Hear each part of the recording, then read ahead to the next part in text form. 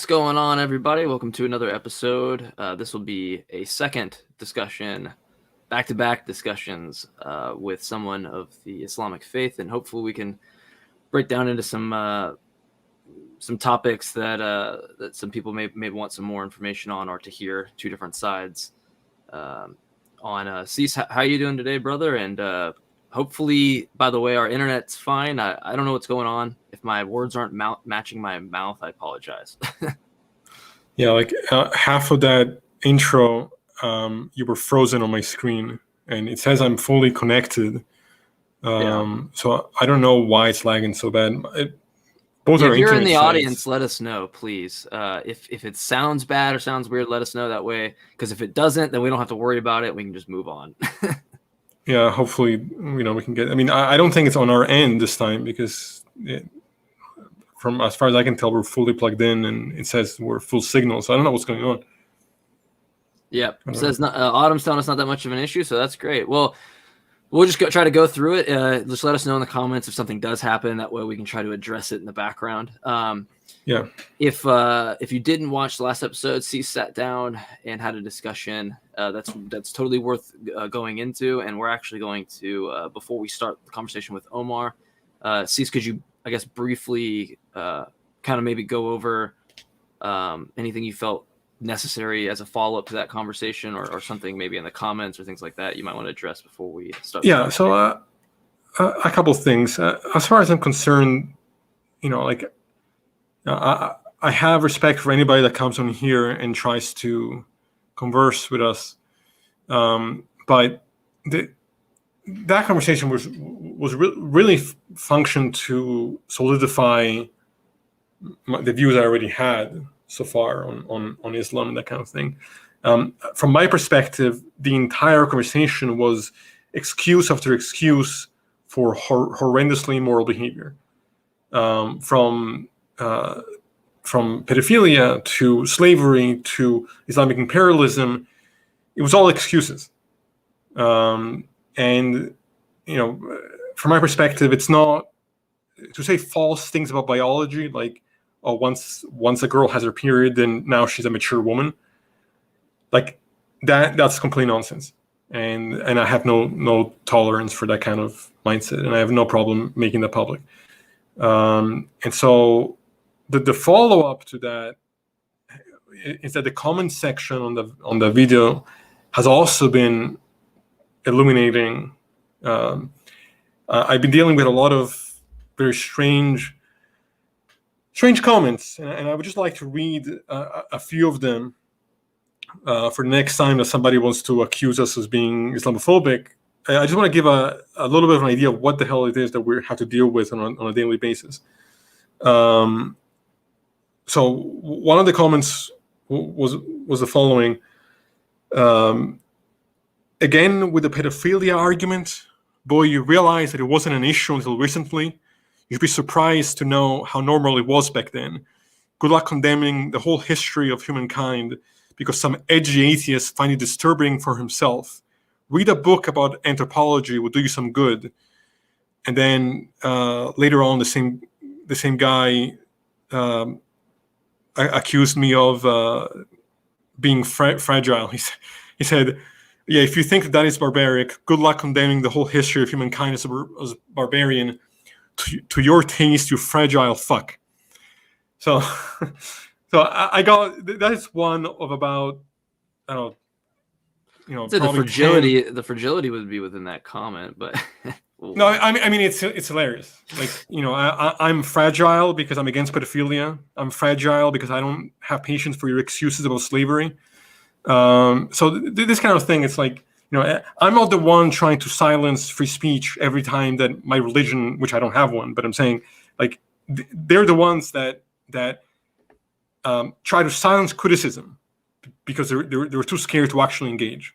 Again, not saying all Muslims, I'm talking about specifically the ones that we're engaging with who are trying to silence what they find to be disrespectful.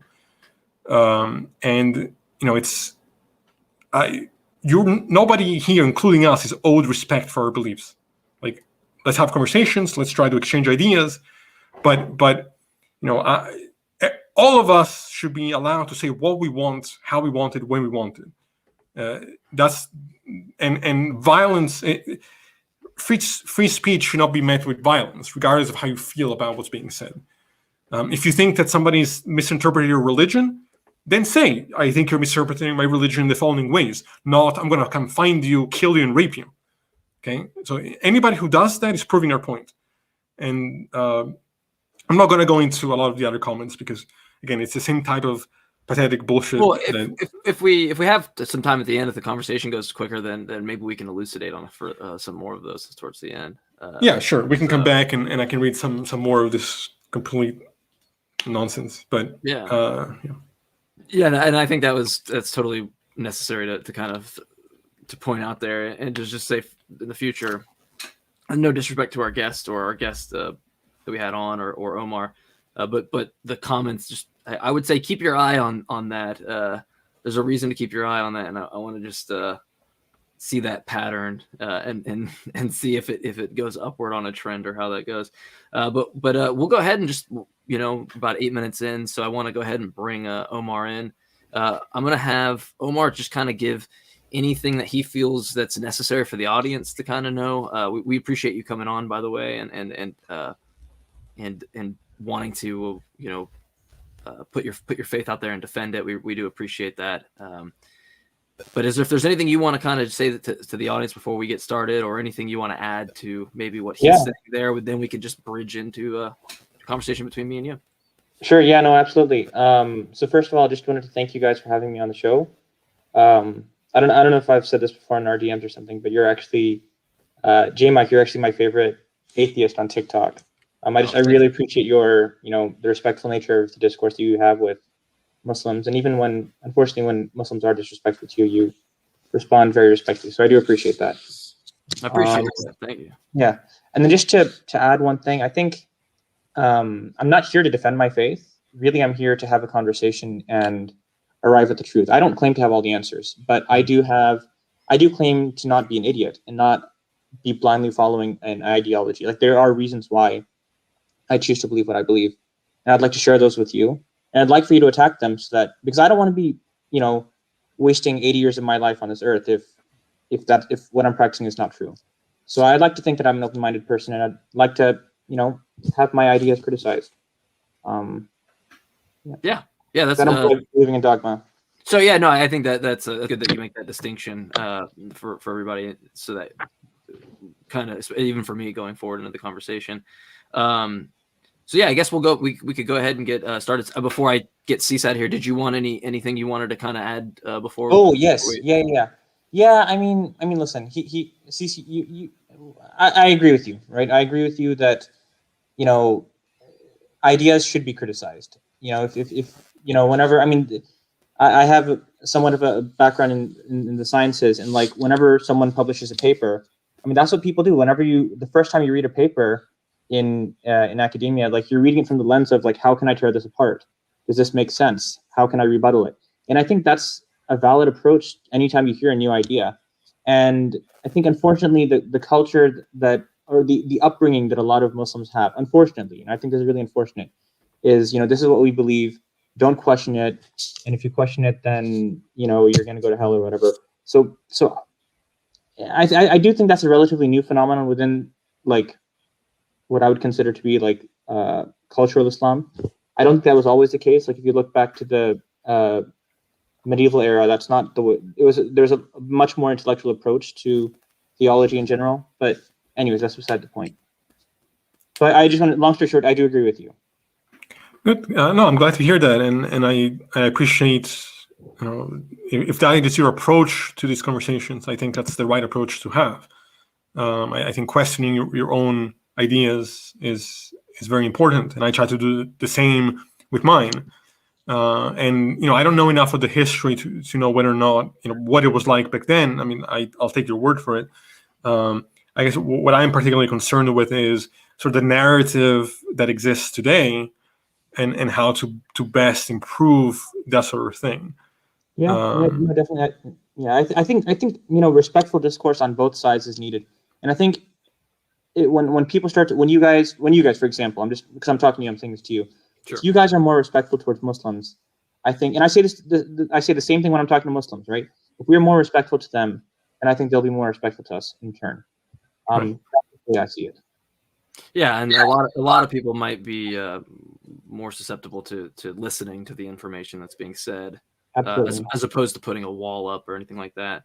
So yeah, I guess we'll go ahead and we'll just get in the meat of it. Cease, I'll bring you back in when we'll have a little more of an open discussion.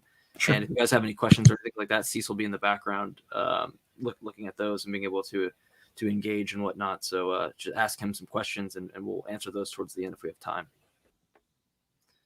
All right, so I guess we could start. I think the best way to kind of start is, well, we know you're a Muslim, right? So there's really there's no ambiguity there. So why don't you start off and kind of tell me and the audience how you arrived at being a Muslim, whether that path kind of.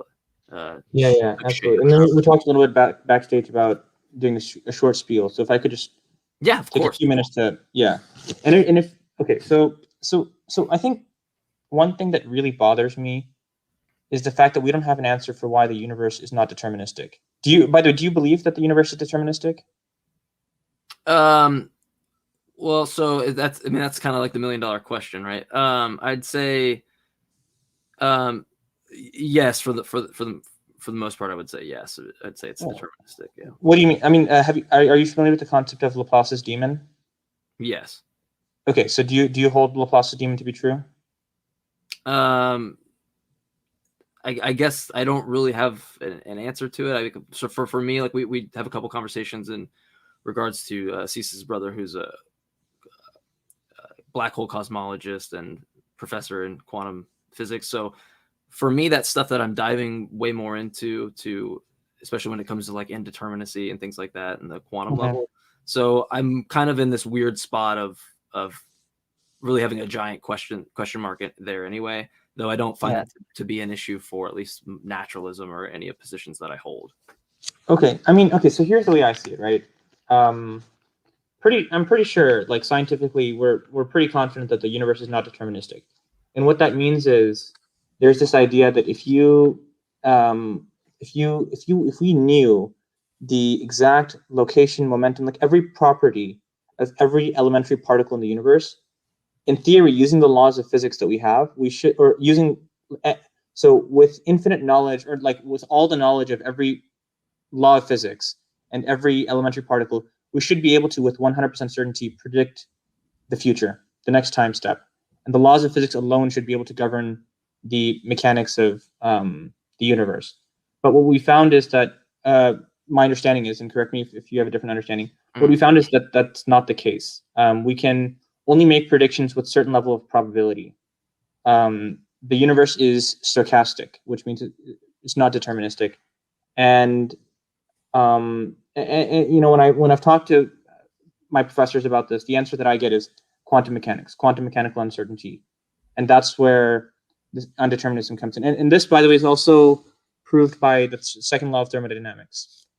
The fact that the entropy of the universe is increasing means that there's more information. If we were to compress all the knowledge of the universe into a set of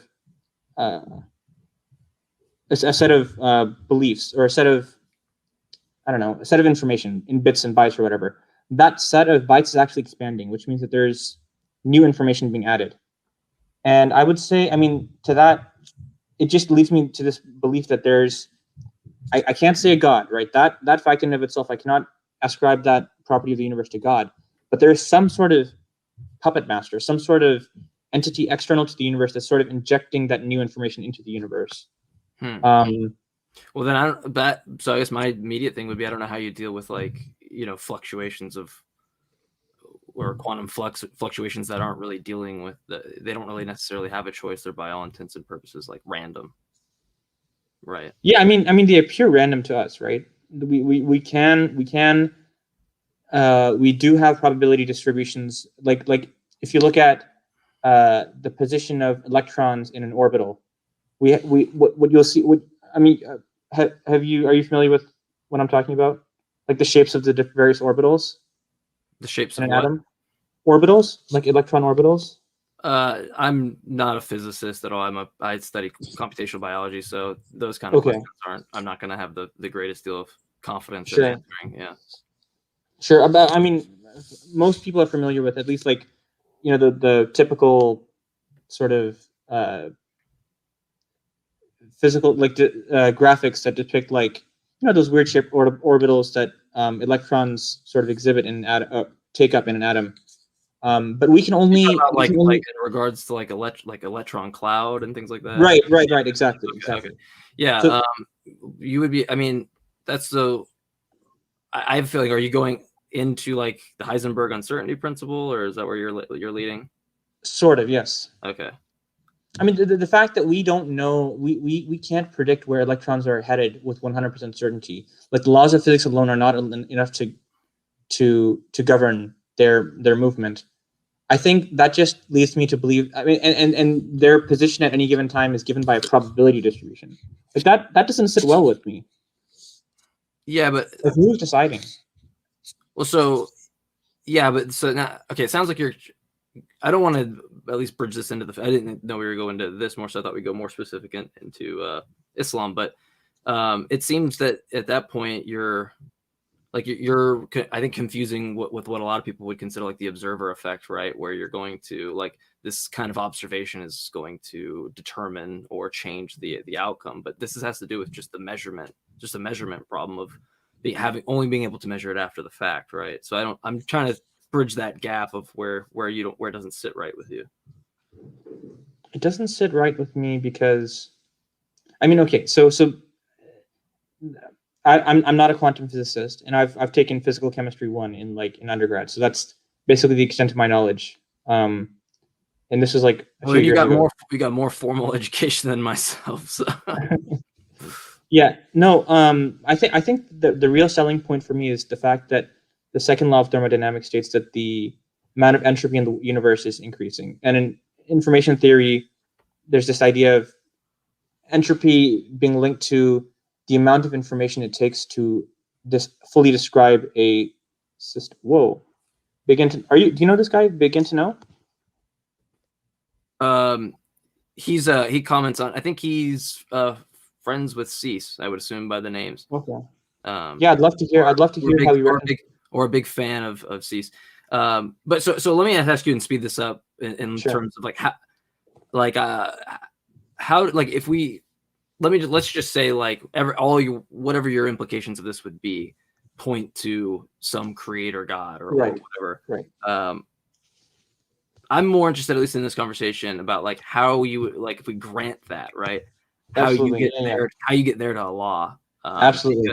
Because like there's going to be arguments like, right, you might propose something like contingency arguments that I might just agree with, or you might propose some PSR that I might agree with, or some version of a principle of sufficient reason that I might actually agree with. I just don't see that necessitating a mind in any way. Absolutely. But even if I just grant that, I'm more interested in how do you get from that to a law? That's absolutely. Yeah. So in the notes that I have here, basically, I didn't think that you were going to take issue with the non-determinism thing. So that I literally just put like 2 lines on that. The rest of my notes are about exactly what you described, going from there to Allah. I mean, I'm a determinist in almost every way. Mentally, it's just that in the cosmological, the physics level, these are things that I want to do my due diligence at looking more into before I'm just like, yes, this is the way. Because I don't think that's a fair way or an intellectually honest way to go about knowledge. Absolutely agree. I mean, that's why I'm on the show, right? I wanted to. Sure. Yeah. Yeah. So, and that guy who was commenting, I'd love to hear from him how he reconciles Laplace's demon and the second law of thermodynamics, because I think that'd be. Well, he's gonna just say that Laplace's demon doesn't violate anything, and that's probably a position that I'm gonna take as well. I'm sorry that it obeys the second law, if that's kind of what you're driving at. Pretty sure it doesn't. I mean, most scientists don't believe that Laplace's demon is true. Or not most. I mean, I think the scientific literature says that Laplace's demon is not true. Well, yeah. I mean, the consensus would be there, but I thought if you're referencing in terms of his position on that, I think what he would be saying. Actually, I'm scrolling up. Yeah, his comment here.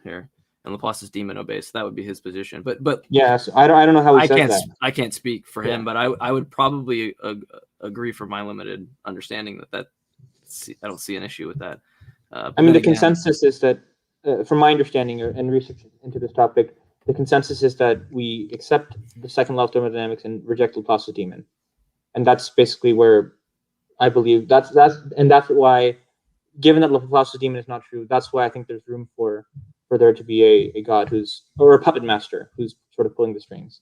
Mm-hmm. Anyways, like I said, we need to move on to the Allah part, right? Sure. Because I think we'd be backed up into, for me, I'd say, I don't think that necessitates something with intent there, right? That's kind of the right.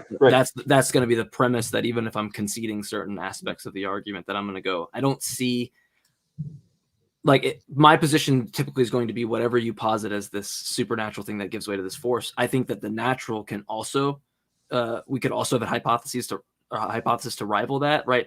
We could just go with the underdetermination principle and just be able to say that we could take any set of evidence and rival it with a hypothesis. I would say that any natural hypothesis we rival that with is actually going to work better, because it's not going to add some extra premise that we can't substantiate, like a mind with intent. So and typically, that's why a lot of aspects of why I'm a naturalist is because you really only have either one premise or a few premises separating me from a naturalist to believing in a god, and that is that this necessary foundation that I also agree with.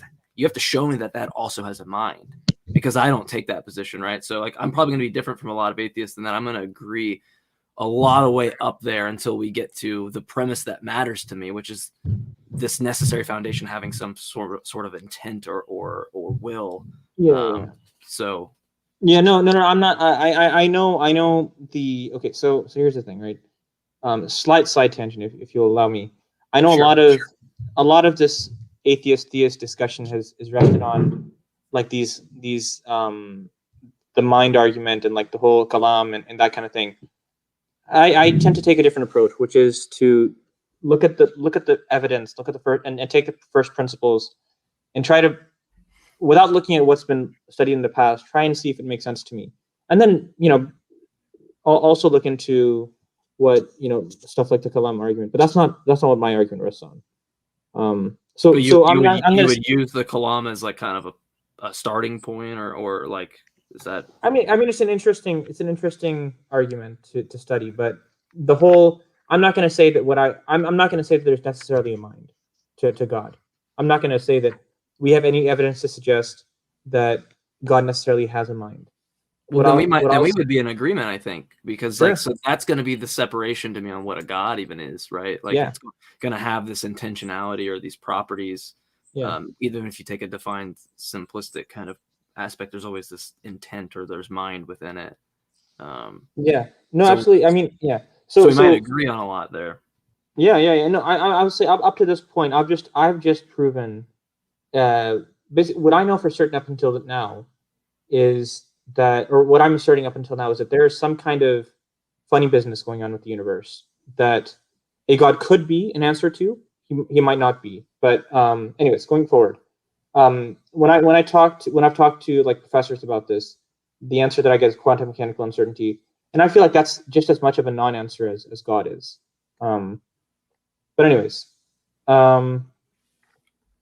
Well, by the way, I do want to mention that Begin to Know is actually Cease's brother, who is the black hole cosmology. Oh, wow. Okay. So I didn't know that either. I'm just now knowing this as well. So I assume they were related or friends, but I didn't know. That's awesome. I'd love to talk to him about that, but I don't want to get hung up on that.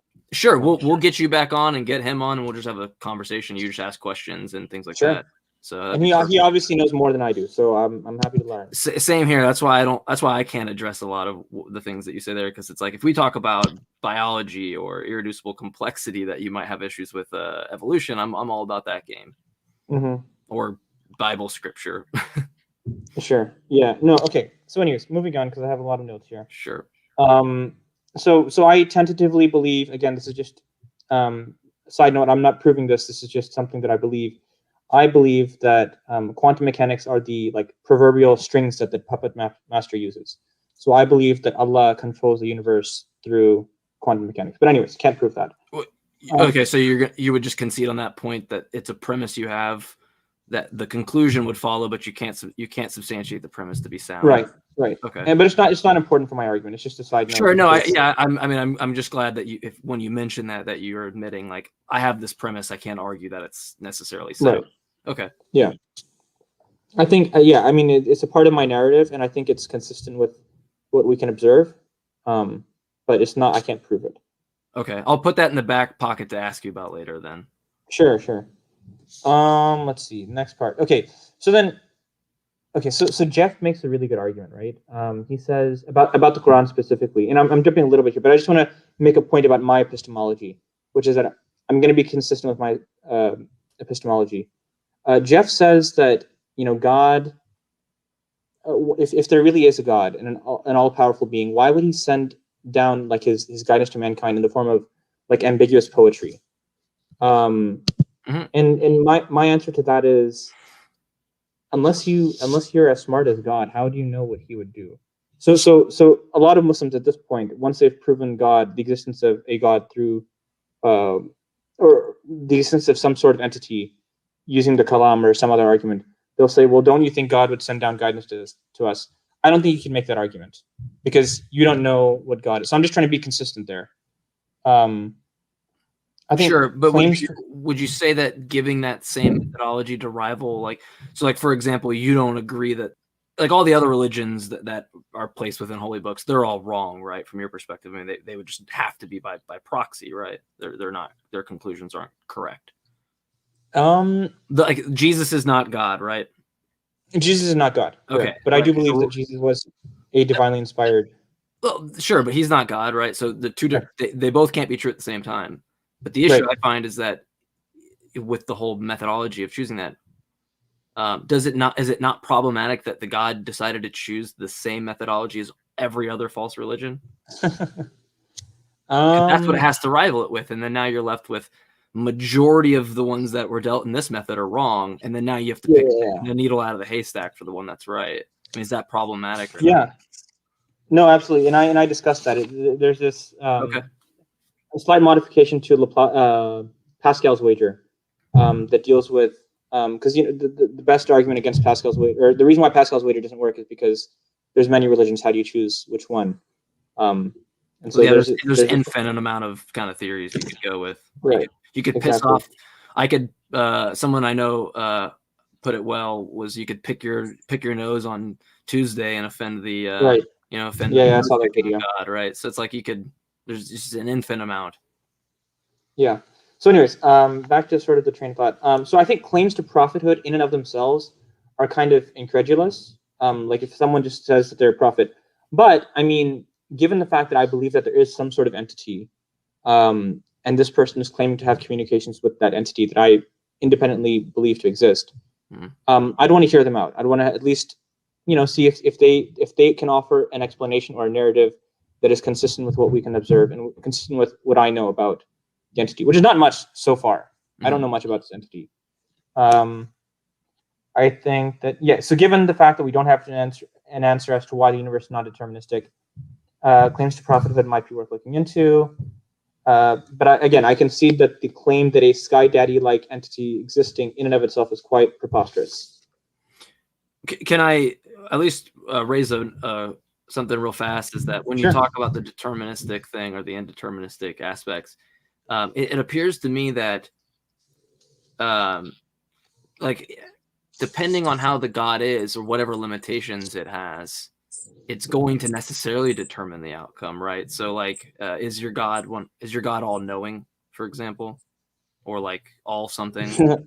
Yes. Well, up until now I haven't established that. Are you asking, are we still on my train of thought, or we are in the sense of that when you have this indeterminate aspect, I'm going to argue that I think that the God position is going to be inherently deterministic, and the idea that like if the nature of the God is that it's all knowing, for example, then it has that limitation, right? That it can't be not all knowing, right, or somewhat knowing, right? Which is going to determine the actual decision, right? So it could either make the world or it could not make the world, right? It's going to be determined in all these aspects by its nature, not necessarily in an indeterminate aspect. but by its properties, in virtue of its properties, it's going to determine the outcome. Is kind of how that would be my objection. Yeah, no, I mean, regarding the determinability of God, I can't make an assertion about that because we can't observe that. I mean, but what we can observe is the universe, and what we can observe is that the universe is not deterministic. That's why I believe that the universe is not deterministic. But regarding God, I don't know because but wouldn't the way that the universe is constructed or set out to be based on in virtue of the properties of the God, right? Like if it's limited by these properties or it's all knowing, then it's going to determine specifically how the universe is, as opposed to if it had not those limitations and then was subject to, in virtue of different properties for it to determine a different universe. Yeah, well, up until now, we haven't established that he's all-knowing, or it is all-knowing. Okay, I guess I'm trying to just throw a wrench in there to say it seems that in virtue of its properties, the outcome is going to be determined. Well, I haven't made any assertions about its properties yet. Okay. Yeah. Okay, and then I mentioned the thing about Atheist Troll and how he made this claim that if why would God give us this ambiguous poetry as like his sole guide? And the answer to that is I don't know. I'm not God. I don't claim to be God, and I don't claim to have any communication with him where I can ask him the answer to that.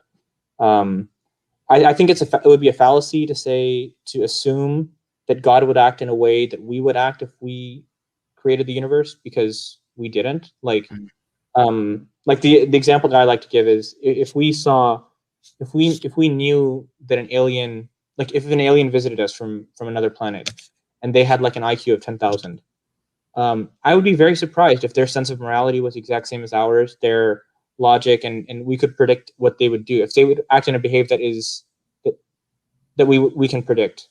Does that make sense? I would be very surprised if they behaved like humans, basically.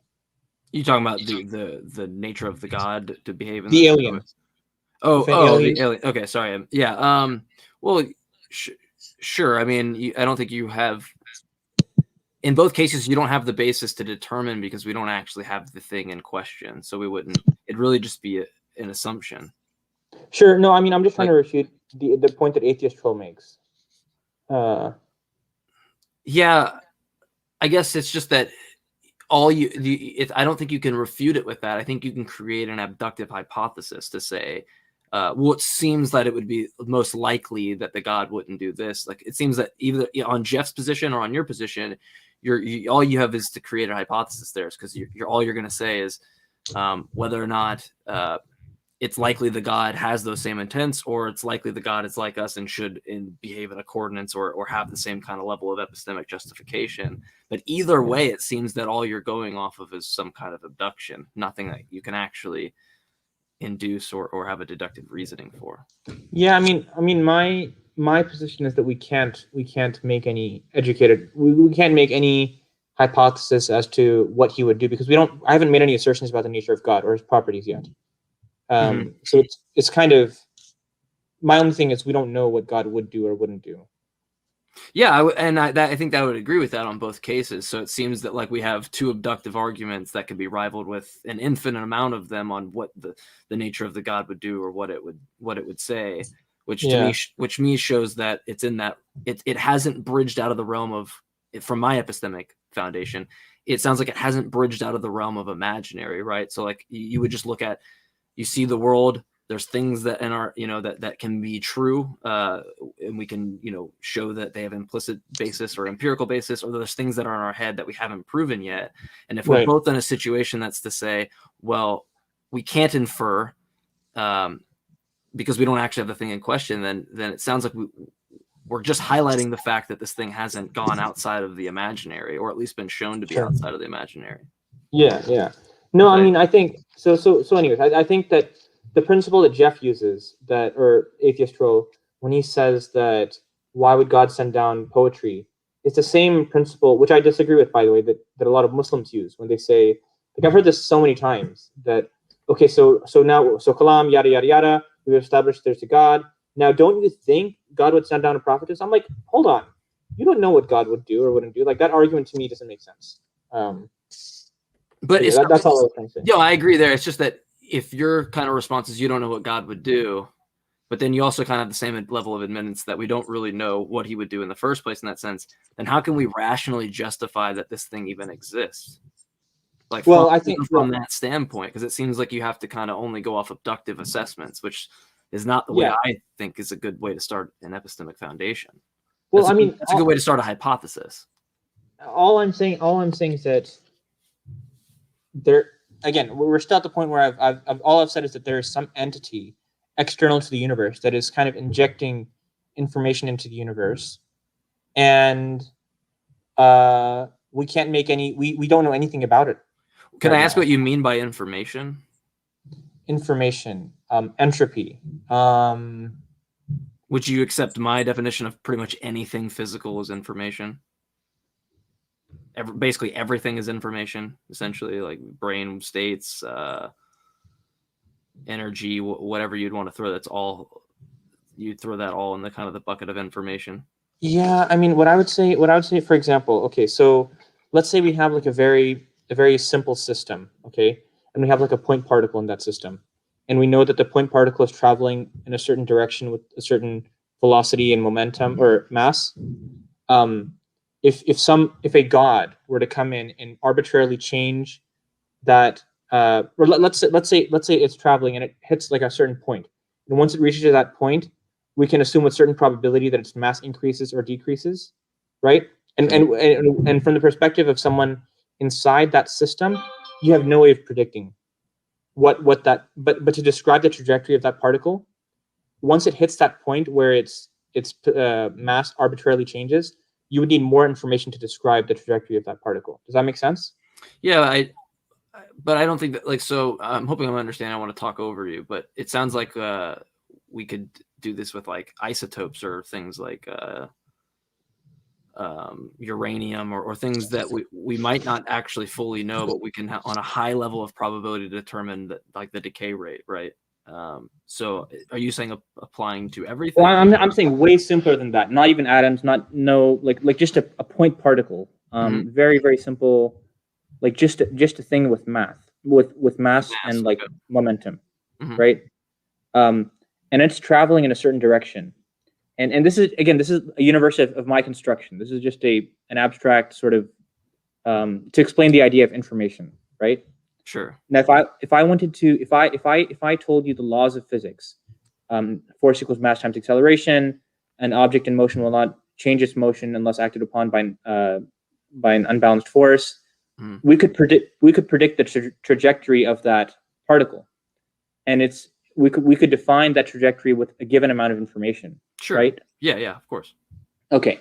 The laws of physics and the initial starting position and velocity of that particle.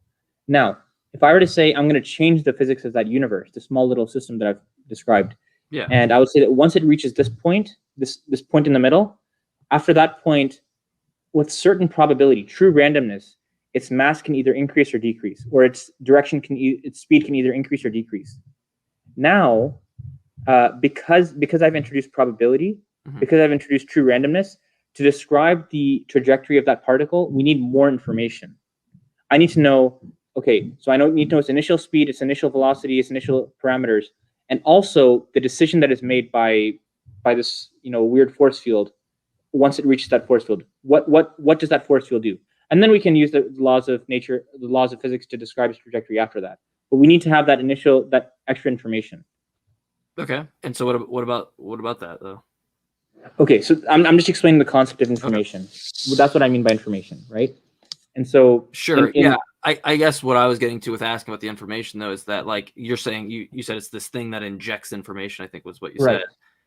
But when I look at things like let's say mRNA going through a ribosome and getting its correspondent tRNA for the amino acid and protein, right? There's no injection of information needed there from anything else. We watch all these processes of information. It's deterministic, right? Yeah, we watch it go through these processes. So that's where it's undermined to me in that sense. I don't see where. No, absolutely. On the macro scale, the universe is absolutely deterministic. Absolutely, like 100%. So then where's the I guess I should let you finish on that part then. Maybe that'll bridge it, but. At the quantum scale, the universe is not deterministic.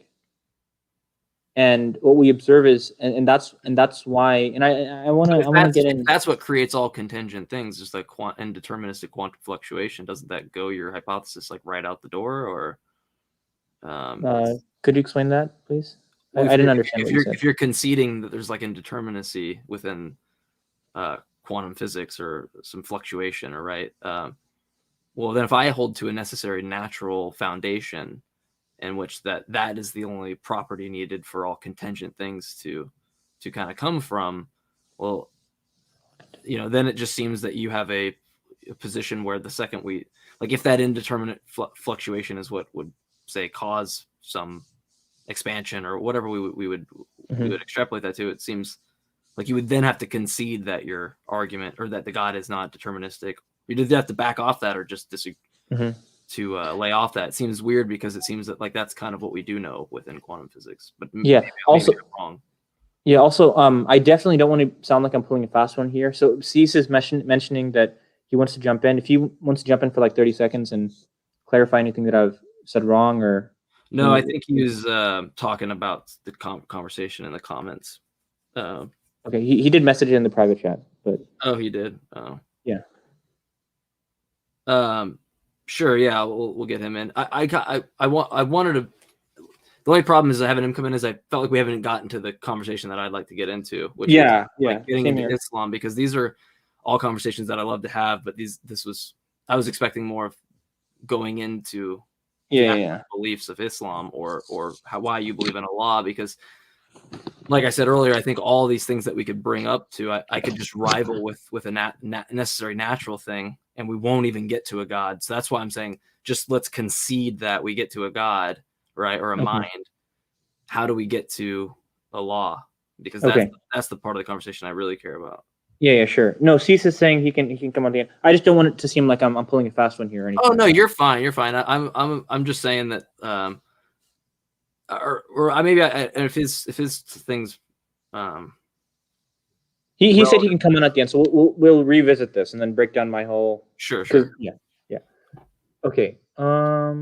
So given that we are as people, as human beings, as minds, throughout history we've been presented with a number of claims, right? Obviously, some of them are false, some of them are may be true, but I think we should look at these claims, given that you're conceding for the purpose of this argument that there is an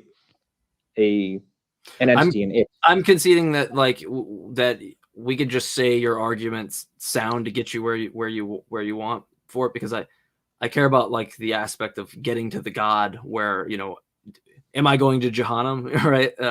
Because that's the part that matters, right? Not the right.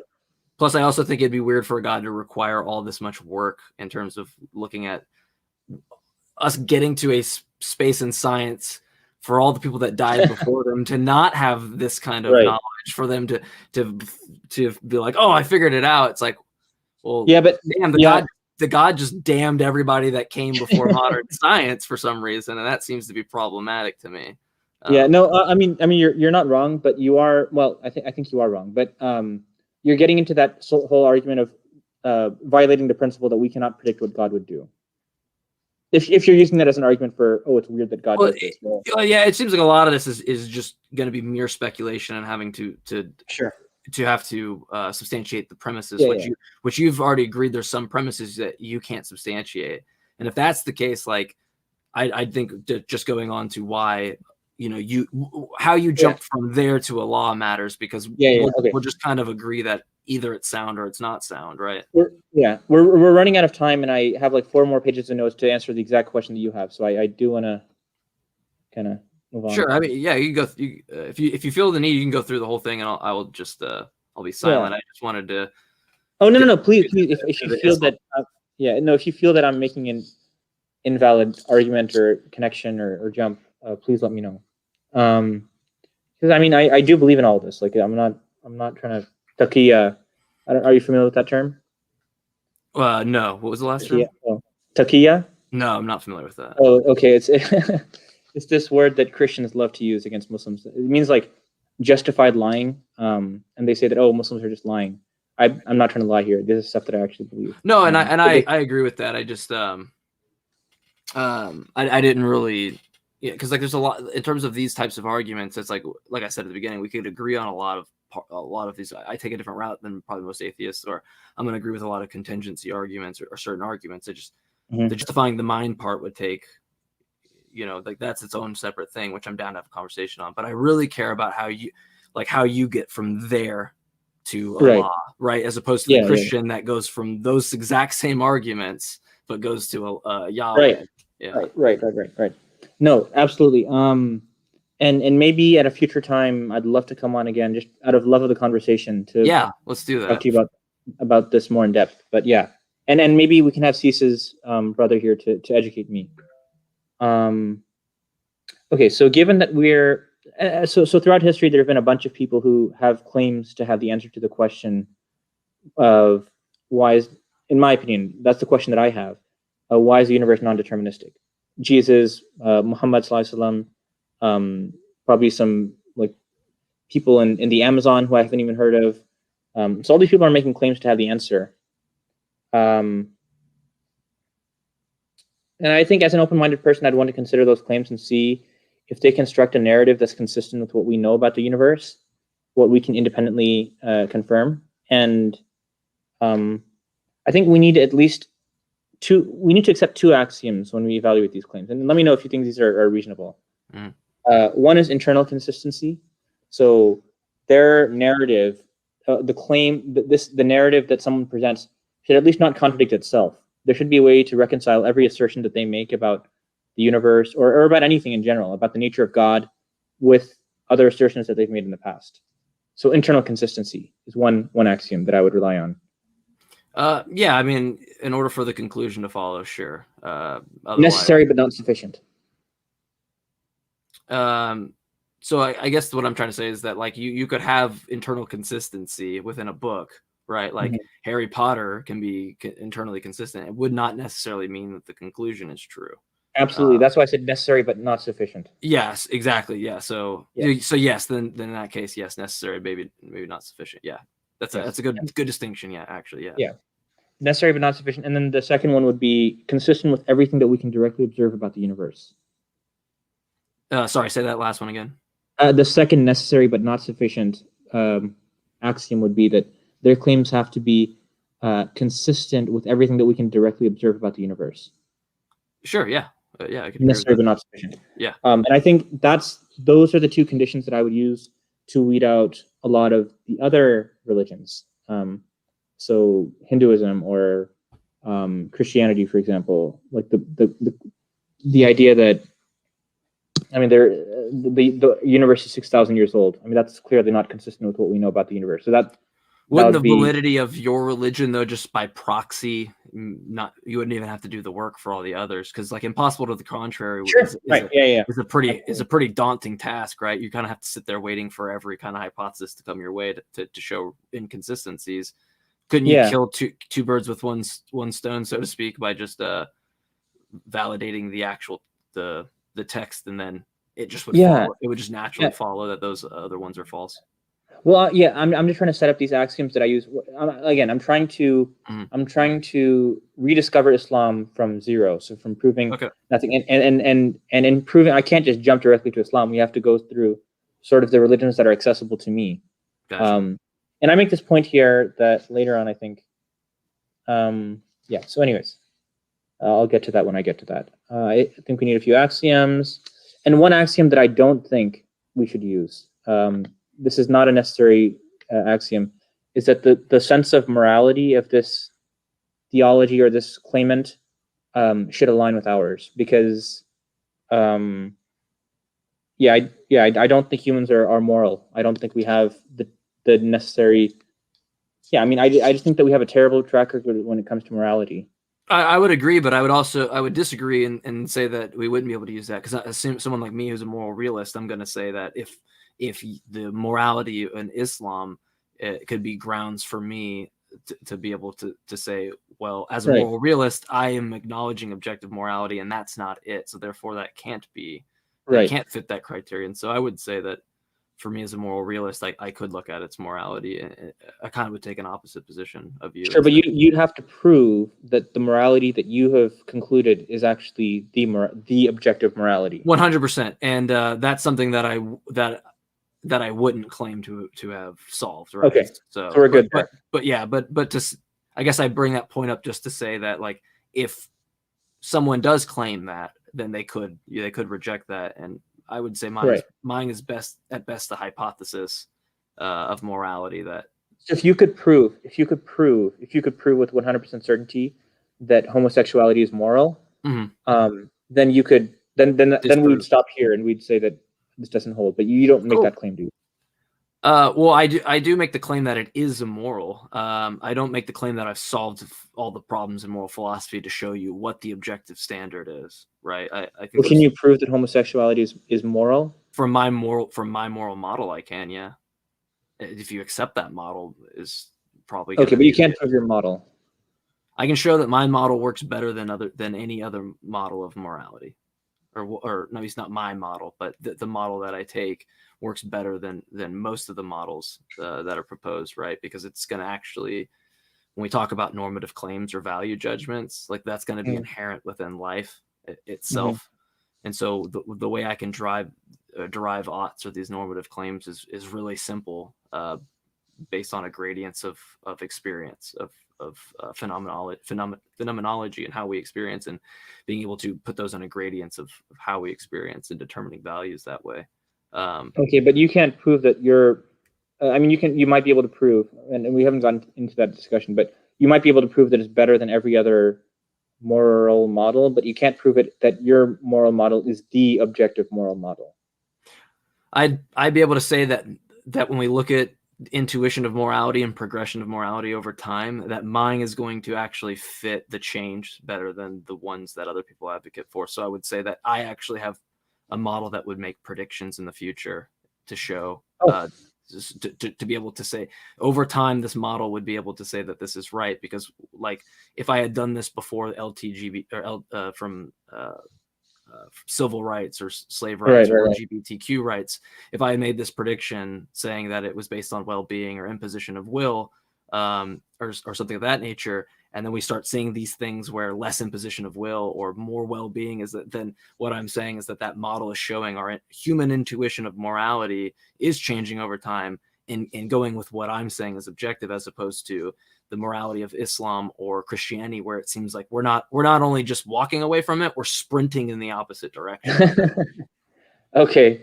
I'm not saying it's solved, but I'm saying that we are in the process of watching the hypothesis be proven in real time, essentially. Okay, yeah, no, that's definitely a conversation that I'd love to have. It's something I'm curious to hear your thoughts about. Just a quick side note, because I can't hold it in. I'm really curious, even though this is not relevant to the rest of the conversation. Sure, yeah. Is bestiality allowed in your moral model? No, because the animal cannot consent, and it's an imposition on their will. But then how do we have animals if they can't consent to coitus? How do we have animals? Yeah, like how are animals born? How are they conceived? They consent with each other, but also, if we talk about animals, we're not talking about the same cognitive abilities of understanding as humans. So they might lack the actual necessary physical components to even understand what they ought to do, right? They might not have that process, which is why if someone says, well, what about a lion that kills whatever? I'm going to say, well, it didn't go through this under a normative, inquiry. It wasn't like, hey, ought I do this or ought not I do this? It's just not in that level of cognitive development or evolutionary stages. Okay, so you're saying that animals can consent to each other, but not to us because we're smarter than them. I'm saying animals can consent. Yeah, well, no. So I'm saying that they wouldn't be able to consent to us. We don't speak.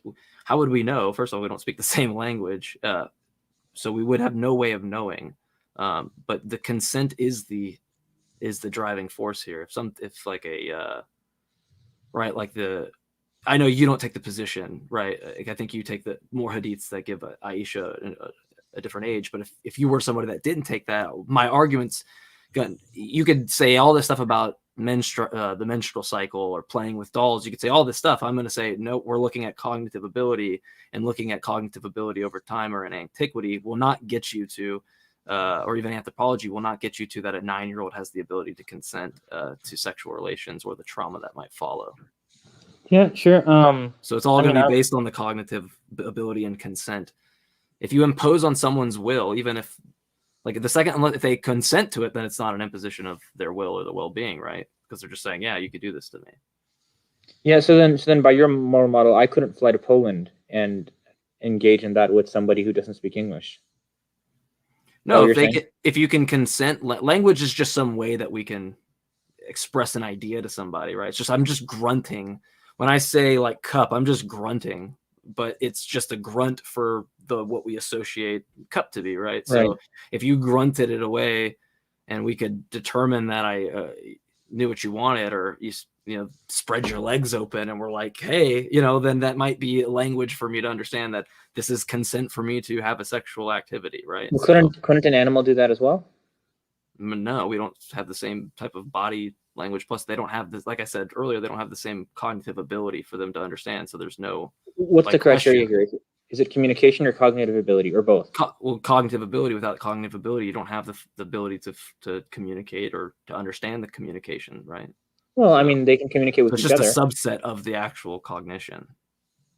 Yeah. So another conversation I'd love to go down. Again, this is just a side note, but yeah, and I would real fast. I would say that like the consent part, like with animals, it's like they might. This is why when someone we could say that they're acting immorally, but the agent might not know that it's acting immorally because it lacks that necessarily ability to understand that what it is doing has actually any moral implication or normative value, right? So it's all based on that cognition of the animal. Like when we talk about morality, specifically, I'm going to be talking about I'm talking about humans, things that I know that have that cognition, and things that my moral dilemma, right? If you're a cognitivist, right, where there's going to be truth values, whether or not that agent can understand what I mean by cognitivism or truth values, because we inherently have that ability to understand it, whereas an animal is not going to understand it. What about like a human who is not smart, and like a human, or like had a severely lowered sense of cognitive ability, or so then they'd be like a child, or they might have some kind of mental issues in which you shouldn't be able to do something to them if they lack the ability to express that's the case. So if it ends up being an imposition of their will or their well-being, then that's inherently immoral under the model. So they just have to be virgins for the rest, or find other dumb people to have sex with. Well, if they can communicate that that's what they want, then they can communicate that. If their pragmatic limitations isn't really an issue to the model, right? Because that's going to be, pragmatic limitations are going to be an issue to the model in the first place, right? Like putting people in jail under this would be imposing under someone's. So it's very like I spent the weekend with T-Jump, flew down to Georgia, and so I've more so adopted his model of morality in a lot of ways after having a good time to speak with him, and so, like, I would even agree with him at the position that, like, if we throw someone in jail, right, like that's going to be an imposition of their will. But because of pragmatic limitations, like I'm going to say that this is immoral. Like we shouldn't throw people in jail, but we have pragmatic limitations that we should put them in jail because otherwise, like, they're going to impose on more people's will, right? So it's justified. Like the immoral act of putting them in jail is going to be justified. So my model is going to be a lot different, or this model, at least I shouldn't say my model because it's not my model. But this model is going to be different than a lot of others because pushing somebody out of the way, like a child when a car's coming, that's immoral, right? Because you impose on the child's will. But it's justified because the truck is going to impose a greater will to the child, right? So it's just being consistent in terms of these dilemmas and what's moral and what's justified and what's not. Yeah, no, I'm very tempted to just shift the entire conversation to this one. But, right. I do want to get to Allah. Yeah, right. I mean, that's something we can get into. We get Cease in here. Me and him had a very similar moral philosophy that we've both kind of, I think, shifted into a different moral philosophy that we've converged at. So we'd probably both be able to speak on. Also, side note, I do want to read the comments about this conversation. Am I able to do that afterwards? Yeah, it'll be all up there for you to scroll through. The comments will be there. Okay. Yeah. Do they have like timestamps so that I know like what? I'm not too sure. When I do debates and stuff like that, I don't focus myself on that because it's just distracting. So I just like Plus, you find out very quickly that there's 1,000,001 ways that someone can try to insult you, and it's just like not worth the time. So that's okay. I have thick skin. All right, let's get back to Allah. So back to where I was. The two axioms that I accept and the one axiom that I don't think is fair. Internal consistency and consistency with everything that we can directly observe about the universe.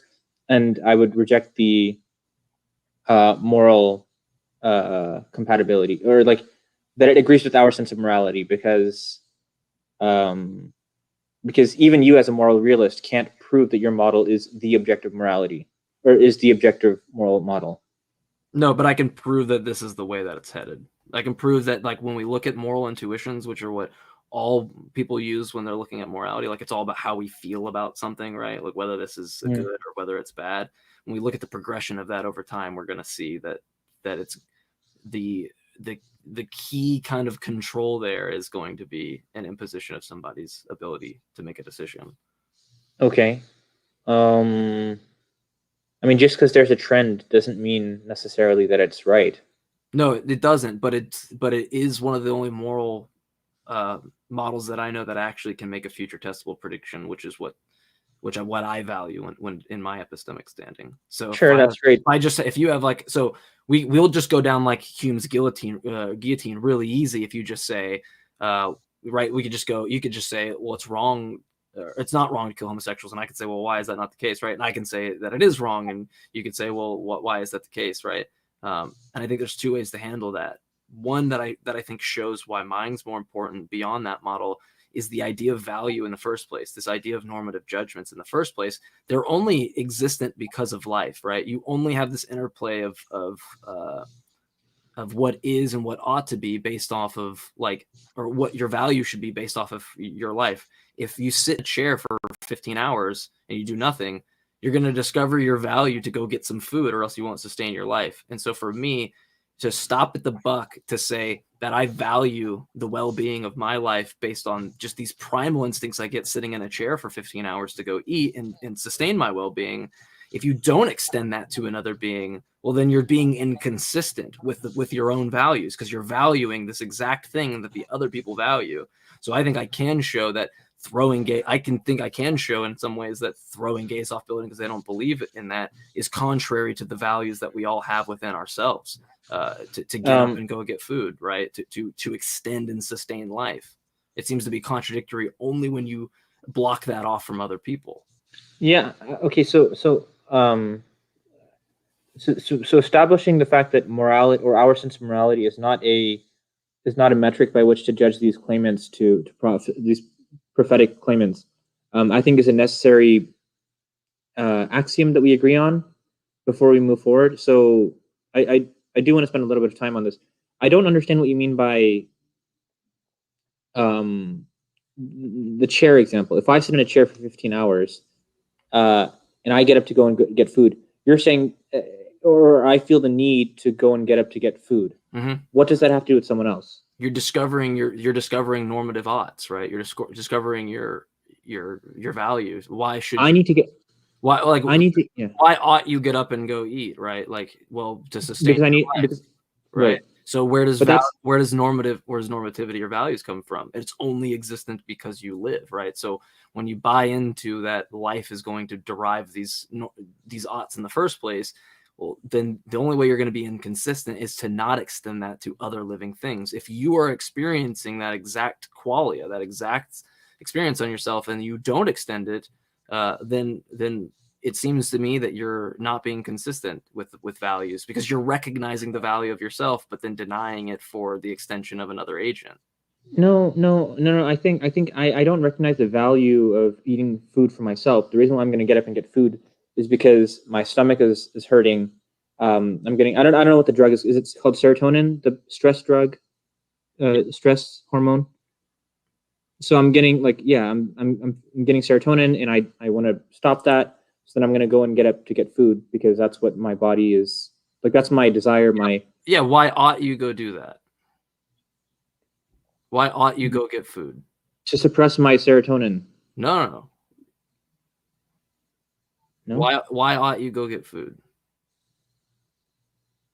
Because my stomach is hurting. To survive, right?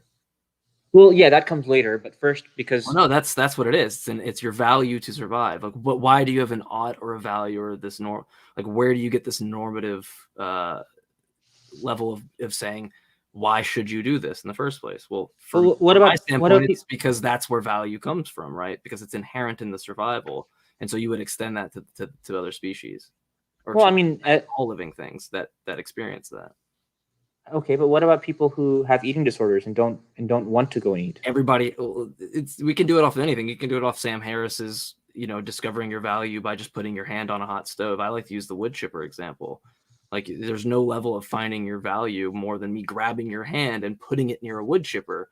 You're going to discover your value very, very quickly and take your hand away, right? Yeah, but what about somebody who doesn't feel pain? They wouldn't. This is like asking, what about somebody that doesn't believe in physics? Well, then they'll jump off a building and find out for themselves that they were wrong. So fair enough. Yeah, and I guess we won't be talking about those people. It's like saying, what about Hitler's standard of morality? We're not talking about that because that's not the shared phenomena that we look at when looking at first person experience. So we're doing democracy here. Basically, like what's the there's a way that the brain should function and there's a way the brain shouldn't function. Yeah. Well, I mean, if we're going to do that, then I can say that the brain should function in a way that makes me attracted to the opposite gender. But I would disagree with that because that's not a neurophysiological issue. It's not an issue. Oh, it's not? No, we see this in genetics. There's benefits of populations of bees that practice homosexuality, but we can. That's a whole different conversation to get into. Okay. But yeah, we're on the morality thing, and I think it's good for me to at least ask you some questions here in that regard, because like my moral value here is going to be to extend what I experience with myself, whether it's like me experiencing pain or just wanting to get up and discovering my value by wanting to eat after not eating, right? And extending that and being consistent and extending that to all beings. But it seems like to me, like I guess I'll just ask you a question. Like, do you think that like a woman, for example, should have the right to choose whether she wears a hijab or whether she has rights to like deny her husband's advances for sex? Like, would it be immoral for her to act upon her will there and deny of her own? Okay, so regarding hijab, yes. I mean, I mean, hijab, yeah. I mean, there's this principle in Islam. I don't know if I made a couple of videos on this. La ikraha fi din. There's no compulsion in religion, so you can't force religion onto anyone. If she doesn't want to wear hijab, that's between her and God. To the extent that sorry to interrupt, but it seems like that's not the case when we look at like 53 Islamic states, some having laws against some of these things, right? I can't speak on their behalf. I can't speak on their behalf, right? And hijab isn't even mandatory in Saudi Arabia. Like, sure, and that's why I gave another specific, or I gave a different example. It's just kind of opening the gap for imposition here, right? So like, if a woman doesn't want to sleep with her husband, right? Yeah. Do you think it's okay for the husband to impose on her will? No, absolutely not. No, absolutely not. So it sounds like we have a similar standard of morality then, because what's the issue with that? Is it her imposition of will that's the problem? Okay, hang on. Infidel Noodles made a thing about hijab. So only in Iran, as far as I'm aware, only in Iran is it mandatory by law to wear hijab.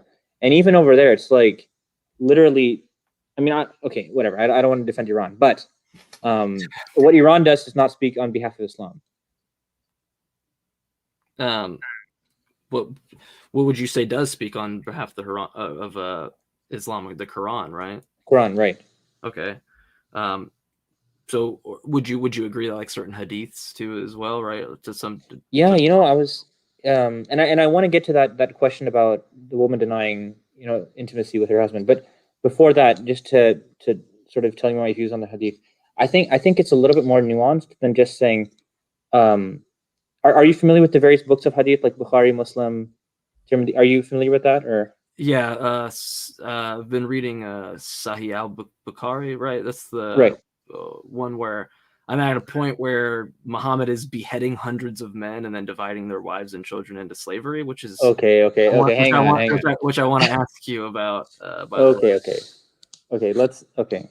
No, I mean it gets crazy because he tortures people for money, and a lot of people I've talked to say that it's like not.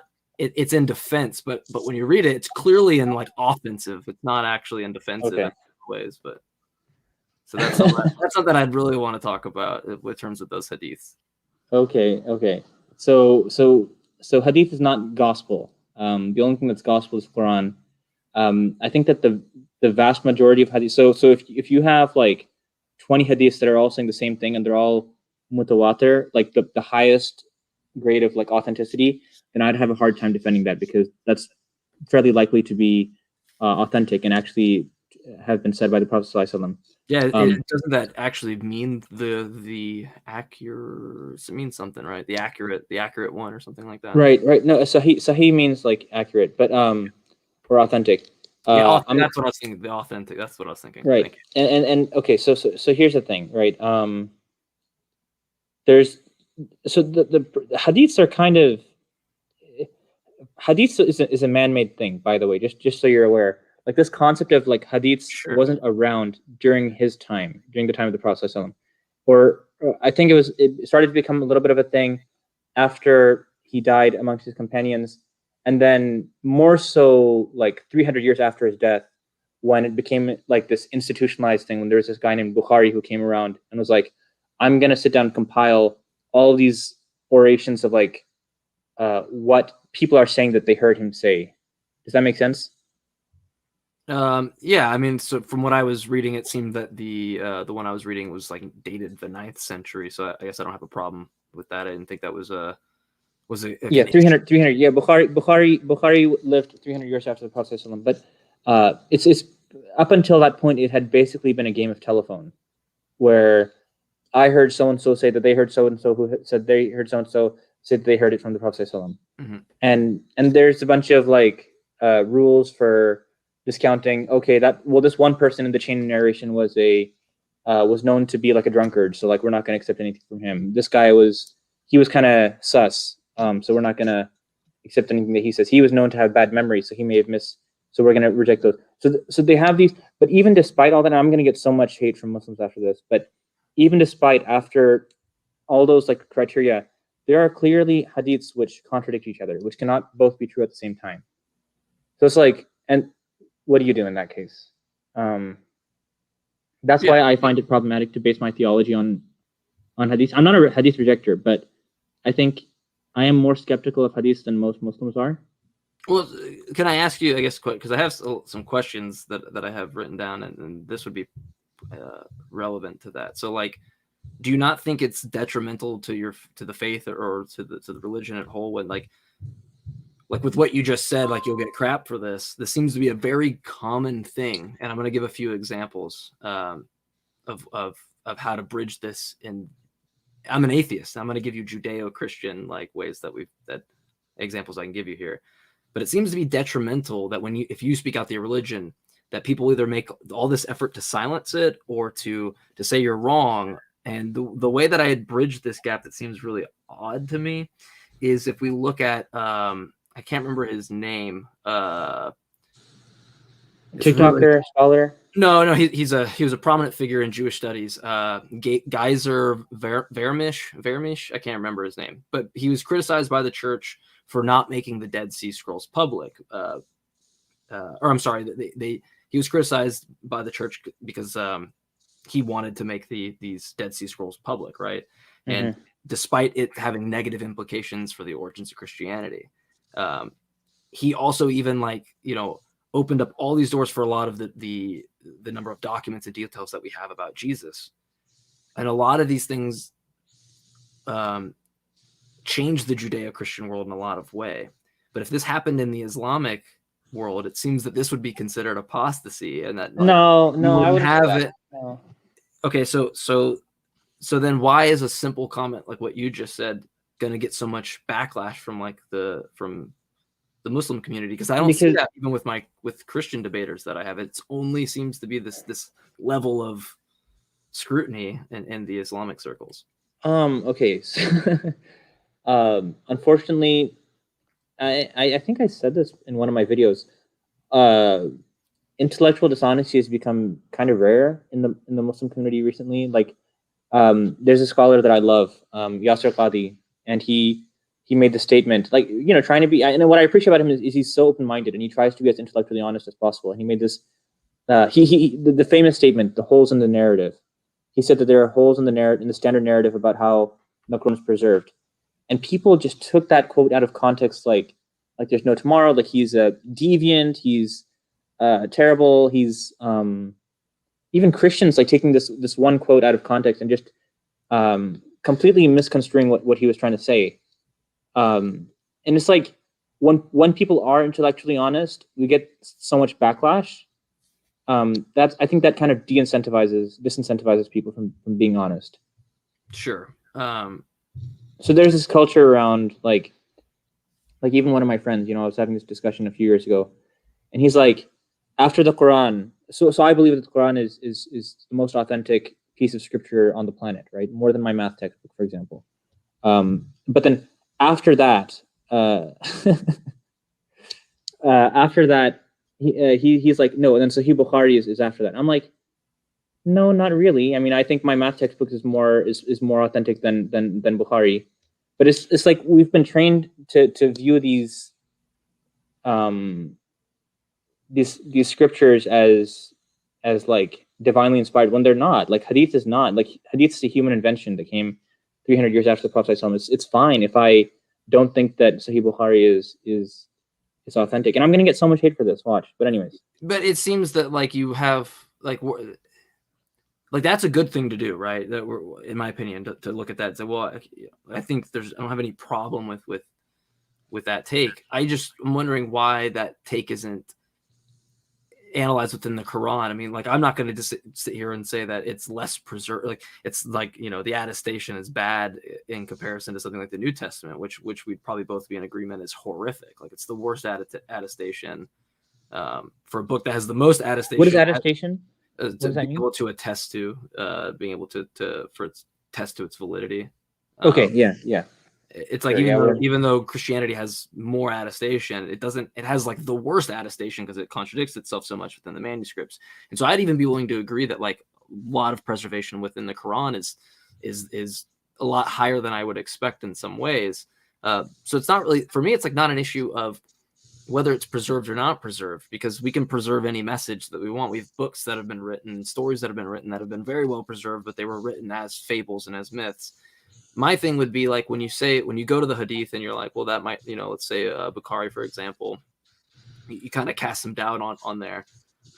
I don't know how you don't cast doubt on the Quran just by looking at your moral implications right away, right? And what I mean by that is if I'm going to ask you, like if we look at the Pew surveys, for example, 90% of Muslims agree with the capital punishment for apostasy, right? And if I asked you that question, well, first off, without you can explain the reason why, but just give me a yes or no. Do you agree with capital punishment for apostasy? Don't give me the why yet. Just a yes or no. Can I say it depends? That's all I need. So in that aspect, you say it depends. But when we look at this, your morality is only isn't coming from someone that's shown you an analysis of why this is bad, right? Or why homosexuality is bad, or why it's good, or why whatever it might be. It's coming straight from something that's commanded to you. Like you're right. Just that, and that to me, it's like if you can look at the hadiths and say these things that were written are problematic there, like why can't you do that by just looking at the moral system within the Quran and say, well, I don't actually have an analytical reason why this is bad. It just says it's bad and therefore it's bad, right? Like why don't you take that to the next step? I guess is my question. Okay, so hang on. First of all, the Quran does not have a punishment for apostasy. That would be found in the Hadith. I told you I had a call. Go back upstairs. Sure. What I mean, yeah, The Quran does not have a punishment for bad, apostasy. well, It's found bad, in the Hadith. bad example there, but we could go into verses about women, right? Like we don't have to. It's not like if we keep doing this, we'll eventually back off and there won't be anything. There's tons there to look Sure. at to say that, Sure. that you're going to like hitting a woman, right? Yeah. Whether you're going to say it's with a toothbrush or not, which would be just which would just be pointless of a punishment. Like that Yeah. seems like you're backing down at that point anyway. But it seems that like if you're going to go with these hadiths or whatever have these issues there and you stop there, why don't you look at just the mere fact of like your morality there is being stemmed from text and not from any analysis? Like that seems to be I mean, this is all premised on the idea that there is an all-knowing God, Ar-Rahman Ar-Rahim. Like this is all premised on the fact that there is a God who's telling you what to do. Yeah, but if you presuppose that and the book says to kill everybody named Michael, well then you're justified in that by presupposing it, which doesn't do anybody any good, right? Let me ask you a question. If so cease to know. I saw in one of his comments. He's like, someone asked him, "Why don't you believe in a God?" He said, "There's no evidence to believe in a God." Let's say that there was evidence. Let's say, like you literally saw God, and you literally were there at the time of Moses when he parted the sea open, right? Let's see, like you saw 100% proof that there was a God, and then he told you to do something which he said to, I don't know, something the Quran says that you don't agree with. What would you do then? So let's say that he says that I have to beat my wife. Well, I wouldn't do it. Right? Hang on. Let's be honest here. It doesn't say that you have to beat your wife. It says you can. It's permissible. That's all. I don't care if it tells me to. If it's permissible, that's all I need. It's saying that you should is just an extra step. But all you need for it to be just immoral, from my perspective, is permitting it at all. This is the same thing with Exodus 21. It's God's. You don't have to necessarily follow these laws if you wouldn't want to, but he's permitting, he's condoning it. But if the God had come down and said that, right, and said that this was the case, well, then I would ask. It does not advocate beating your wife. Well, I would want to see if it's moral, if it's ought. Well, then I want to see the outcome, right? Like if I ought to do this, well, then there's a reason I ought to do it. But if the God just says because I said so, well, then I don't. Then it couldn't be objective even if the God existed, right? It could only be subjective because it is coming from a subject that is coming from the will of that God and not an actual reason. There's no consequentialist reason. There's no actual analysis of why what I'm doing is wrong, other than just your mom saying, don't take a cookie from the cookie jar because I said so, right? Yeah. The actual reason would be if you eat too many, you'll spoil your dinner, you'll get fat, right? That would be an actual reason. These aren't actual reasons. So I would say I'm on a better moral. I'd say now that I know morality is subjective, I'm on a better subjective morality ground because I'm not arbitrarily excluding people and killing them or justifying hitting them. Yeah. No. And again, we can get into the whole objective subjective thing. But the thing is that with in my worldview, the purpose of like my goal in life is to please God, to make sure that He is pleased with me, right? And so, just like you said, why shouldn't you eat from the cookie jar? Because it makes you fat or whatever. My justification for following God's commandments, which, by the way, just to make it clear, He does not say to beat you. That's not like a command, but He doesn't disallow. No, he said he literally giving permission to do it. I don't care about anything beyond that. That's all I care about. If you say that you were permitting that to be the case, you can take it like it's like saying I punched you once in the face. You're like, well, he didn't say that he punched you with two fists. It's like, I don't care if he punched me with two fists. He punched me with one. That's all I needed. No. That's a bad analogy. I don't need a second punch to the face. No, that's a bad analogy. The better analogy. Or to say that you could punch them. That's all you need. Just to say that I could do it is all you need for that to be just as immoral. They're both just as immoral. I mean, okay. So a couple of members of my family have, not my extended family. They marry, cousins are married to each other, right? And I'm like, yes, it's allowed in Islam. That doesn't mean you should do it. That doesn't mean it's something that makes sense to do. But anyway, it's like just because something's allowed in Islam doesn't mean that you should do it. Like the Quran does not make an assertion that is necessarily something that you should do, or that but that's not my contention. I don't care if it says you should only do this one time in your lifetime, or you can only do this once in your lifetime, but Listen, after that, no more. It's just the fact that it allows you to impose the will on the wife and treat them as if they're less than a man, which it does.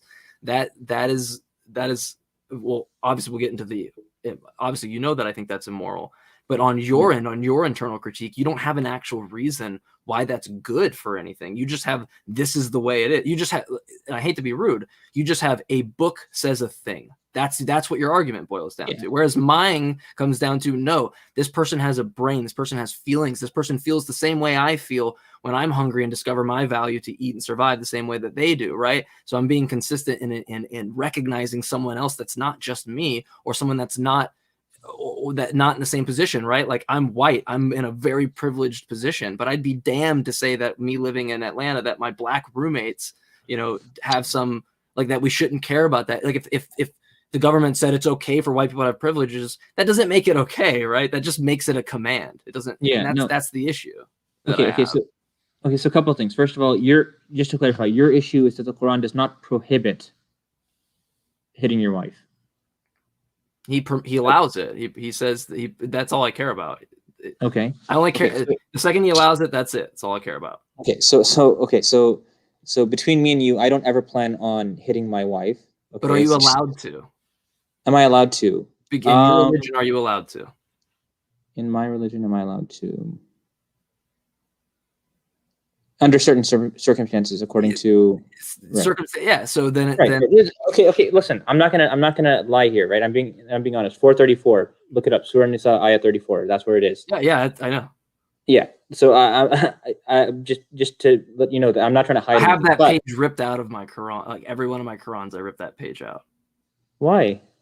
Because it doesn't need to be there. I'm trying to make Islam better. I made Islam better myself. I'm a human. I tore out a page and it's better because of a mere mortal that took it out of there. But anyway. Okay. Anyways. I mean, if you disagree with something, ripping it out of your copy is not going to change the religion. But anyways. It won't. But they should, you know, take. You're making a statement. Sure, Christianity didn't have, you know, any problems realizing and doing away with stoning of children and things like that. I just wish Islam would take the same type of attitude. Hey, listen, I mean, just okay. So just so we're clear, I think the majority of Muslims would agree with me that just because something is allowed in Islam doesn't mean that we should do it. And the reason why I'm saying this is because you said that in your worldview, you wouldn't hit your wife because you know that she has feelings and yada yada yada. In my worldview, it's just, oh, the book tells me to do this or that. That's not how it is. I as a first sort of barrier, I think about what the book tells me to do, and then beyond that, within what is allowed by the book, I use my own moral judgment. Yeah, but then now you've just given your entire foundation of morality. It's devoid of any meaning because you're now filtering it through something else. You're not filtering it through the book. You're filtering it through some second substance of morality that you're adding. There's two filters. Well, yeah, so it's showing you don't need the first one, because if you have this ultimate standard of morality, right, and it's coming from this God, and then somewhere down that line you have to filter out that it's permissible because you recognize that's not a good thing, but then you also go back to the book and it doesn't say, hey, you shouldn't do these things, but it gives permission. Well, then you're filtering it from some other thing. You're creating your own new Quran, and at that point, like, I'm all down for creating a new Quran because that's what I'm advocating for. That's what we should be doing. We should be. Jim, you're kind of strawmanning right now. I don't feel like I am. I'm not creating a new Quran. I'm adding my own sense of my own sense of morality on top of what the Quran permits, but I'm not creating my own Quran by any means. You say your own morality, are you saying so? Then now, but that means you're undermining the objective standards set out by Allah. Okay, I see your point. Am I undermining the objective standard? I'm not. No, I'm just saying that within what He has allowed me, I'm not. I mean, I'm taking okay. So, for example, in terms of what I'm able to make sense of, I think that I should be able to go and take an interest loan from the bank, from Chase, and buy a house. But the Quran tells me that I can't do that. Right? So my morality says yes, the Quran says no, so the answer is no. It's like an and statement. the Quran says beating your wife is okay, or not beating, but the yadribuhunna, and the in my morality says no, so I say no. It's like two filters.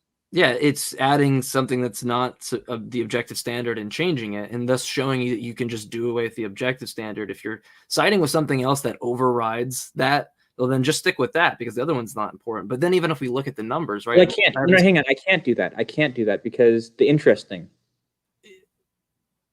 I can't take an interest loan. Okay, but real fast. So like, let me, if I look at, so like Pew survey studies, right? 90% of Muslims say, according to the survey, that wives should do always as their husband says, right? And that they do have the permission to beat them. So now, if that's the case, and we're having this morality, so you're part of the 10% that's going to add the, because I'm okay with that. I'm okay with you being the 10% that says that I'm going to apply this other filter, that it's not okay. But the problem is that you said it depends. So it does seem like it's okay in circumstances. Oh, that depends. You mean the apostasy thing? Was that for the apostasy thing, or is that for? Yeah, that's when I said it depends. Does it depend on beating your wife? Like, is that? Well, just to clarify, so that like people don't come after me and think that I'm a terrorist. The apostasy thing is like, even like what the Sharia says. My interpretation of the Sharia is not that just somebody leaving Islam merits their execution. That is not consistent with the Quran. That's consistent with a hadith, which I do not believe to be authentic. But the Quran says la ikraha fid din, and in general, like in Islamic jurisprudence, the Quran takes precedence over hadith. So I would, in that instance, reject the hadith because it contradicts what the Quran says.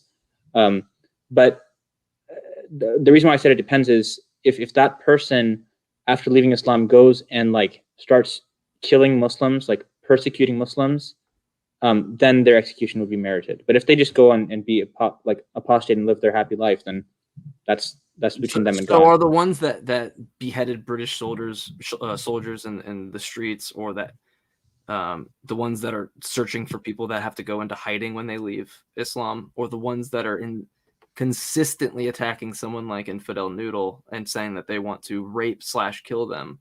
Yeah, I wanted to talk about that also. Yeah, are they in a like? Are they following the right doctrine here? I mean, are they? I don't even. Okay. So I don't even in accordance to the religion, because my thing is that when people want to say, and I'm not saying you said this, but when people say that Islam is a religion of peace, well, then the burden of proof is on you, because I don't see that. Yeah. I see the burden of proof for the direct opposite. And someone can say, "Well, Mike, you're Islamophobic, right?" No, the burden of proof is always on the person making the assertion. And they could say that, right? But when I read the Quran and I read things in there, I have fear of a lot of that stuff. I think it's very, very, very, very reasonable to be fearful of that, right? I can't even go to an Islamic country if I want to. I'll probably be beheaded. Like, it's just okay. No. Yeah, I probably will be for being outspoken, depending on how long I keep this going. Yes, that could be the case, right?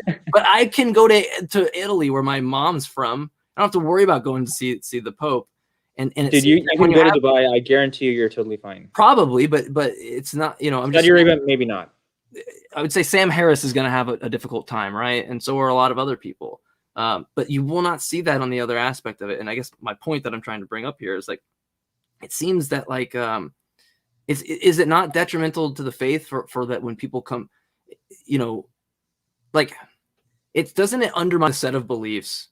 That someone has so much emotional fragility when someone comes out or steps out, or let's look at Infidel Noodle, who speaks out against certain things, and then instead of an actual rebuttal, it's like, I'm gonna come kill you.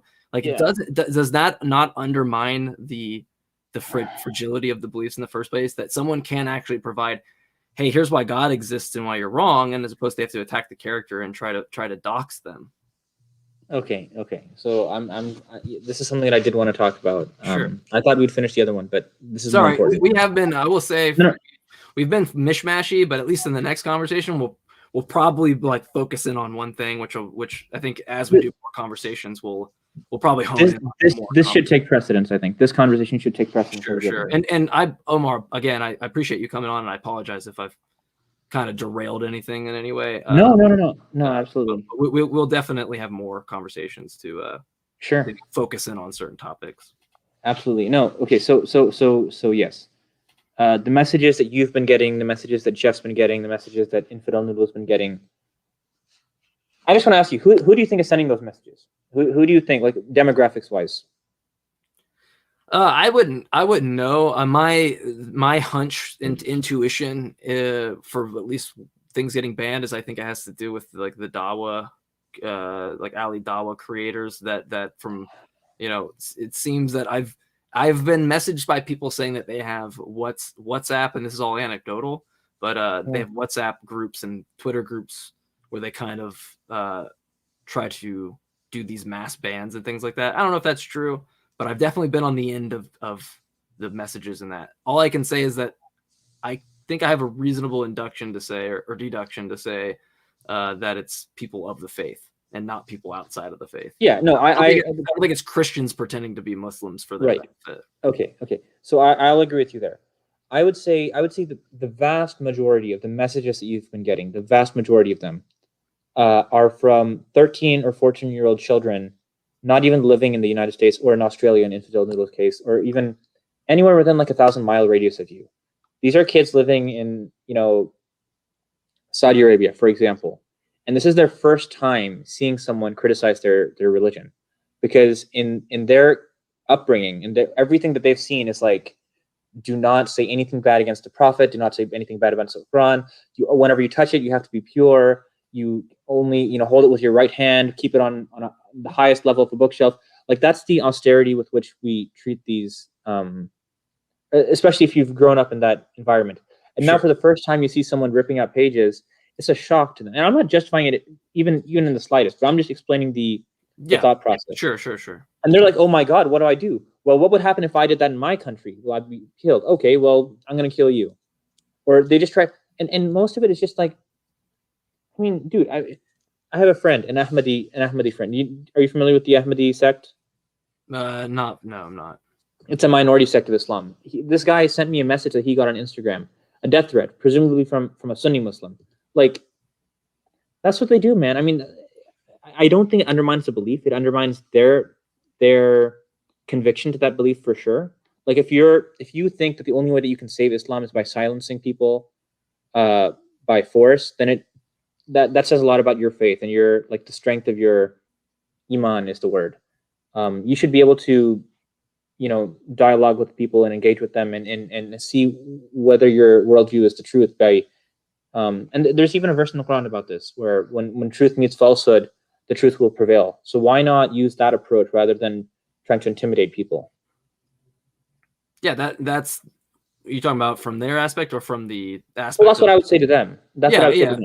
Yeah, sure. And so I'm also somebody's like, and me and Jeff had a conversation. If they flip to his TikTok and they rip, he sees him ripping pages. I think that's, no offense, I think that's great in the sense of that, like, this is a good way to get people to turn their head and look. But what I do think is that instead, like, we should be attack. It's much easier to attack the contents of the Quran than it is to rip them. Anybody can do that. Right. But I think I think that, like, it's actually easier to show why the Quran is wrong than it is for me to physically tear pages out of it, which is a very easy thing to do. Anybody can do it as long as you have some motor skills. I think it's really easy just to look at the pages and see that, because and I think Infidel Noodle asked a question here. Let me take that real fast. Don't you think it's more disturbing if it's coming from children? No, not that one. This one. Do you have any evidence? Whoops, sorry, that's the wrong one. Which assumption? It's not that one. This is kind of it. It's like, under an ideal Islamic state, do you think, like, someone like her should be executed? Because this is what it all comes down to. We can talk about things all day, but it's like, at the end of the day, at what level are you taking your faith? Because another Muslim is going to say that you're not a true Muslim, right? For that, and so it's like, well, then how do we know what's a true Muslim? Well, then we look at the word. When I look at the word, I see more of the people that are branded in these terroristic levels. Can I answer your question? Yeah, sure. I just wanted to say that it seems that these levels of people that are taking this to the extreme are the ones actually reading the Quran, and the ones that are saying, well, it's peaceful, are the ones that are not actually reading the Quran. But so then you'd be saying that so do you think that I have read it or have not read the Quran? Well, okay, I'm better. I would say people that are making either excuses or that are interpreting it differently, right? But I'm not reinterpreting the Quran. I'm not. I really am not. But I mean, this is okay. So again, okay, I don't know where to go. I want to answer Infidel Noodle's question. Yeah, I'll pop the question in there, and then we can. I know Cease will pop back in here. Maybe we can just do a little discussion. Yeah. So can I answer the question? Yeah, go ahead. Yeah. So no, I don't. So ideal Islamic state. I guess a better way of answering that question or asking the question would be, if I was the Khalifa, if I was the head of the Islamic State, would I want people like Infidel Noodle to be executed if they were under my jurisdiction? And the answer is no. In my interpretation of Sharia law, the person who apostates and then starts persecuting Muslims, like starts actively attacking Muslims, that's the person who the apostasy law applies to, not people who just willy-nilly choose to leave the faith. Now, I do think it's just out of, I just think it's in her best interest to be a little bit more respectful in her videos about Islam, but that's just, I think that. Well, let me ask you about that, though. Like you say, she should be more respectful, but when I look at it, I don't see anything out of the anything that wouldn't be justified. She's an ex-Muslim. First off, she doesn't need the Muslims' approval for her to speak out against Islam, right? She doesn't need no approval from them. And then also, she doesn't need the actual when the rebuttals are, I'm going to come kill you, or I hope you die, or I'm going to find you in your city, which I saw one that specifically was like, I hope I'm in Australia, I'll come find you. Like, you got to help me fill out some gaps here, because I don't see where she goes wrong in any way. I'm an atheist. You said at the beginning that I was one of your favorites and I treat this with respect. Right. Infidel treats this with more respect than Noodles treats this with more respect than I do. Yes, she does. I will fight you to the death on that. She does. Omar, I make videos talking about how somebody is a pedophile because they support these horrific things. I've made videos of me ripping a page out of the Quran before, right? I haven't seen her do that. She's never done that. So how could you even say? I've been way more disrespectful to Islam because I deliberately try to be disrespectful to Islam because I think it's a garbage religion. That's just my opinion, though. I mean, that's just according to me. But I think it's a garbage religion. Yeah. So she doesn't say that. I do. So I don't know how you can say that you can have more respect for me, but then it seems to be selective because she's an ex-Muslim. That seems to be the only thing. And because I'm not an ex-Muslim, I don't get that. And it also seems that because she's a woman, she gets that. It also seems that because I'm not a woman, I'm just saying. Now the gender thing. Okay, great. First of all, I haven't. So I've watched your content. I watched a decent amount of your content. I've watched your podcast or this show. I've never heard you say that Islam is a garbage religion. I've heard you. My favorite one actually was when you had ex-Muslims come on, Abdullah Samir, and you went through the Quran. You're like, this law about divorce, for example, seems so weird, and you had a respectful discussion about how it just seems weird for her to go and have to marry someone else after, and you guys had that discussion, and it was based on facts. The pedophile thing, I mean, again, I haven't seen any video where you're ripping out pages of the Quran. Maybe if I did, I wouldn't have wanted to join this thing, because I think that respect is necessary for getting your message across, and I would prefer to engage with respectful people. But I hadn't seen that before. What I had seen was, and that's probably just because... Well, they get any video I do on Islam gets banned the next day because of a group of people that don't like criticism, even if it is intellectually honest. Yeah, so you're muted, by the way, Cease.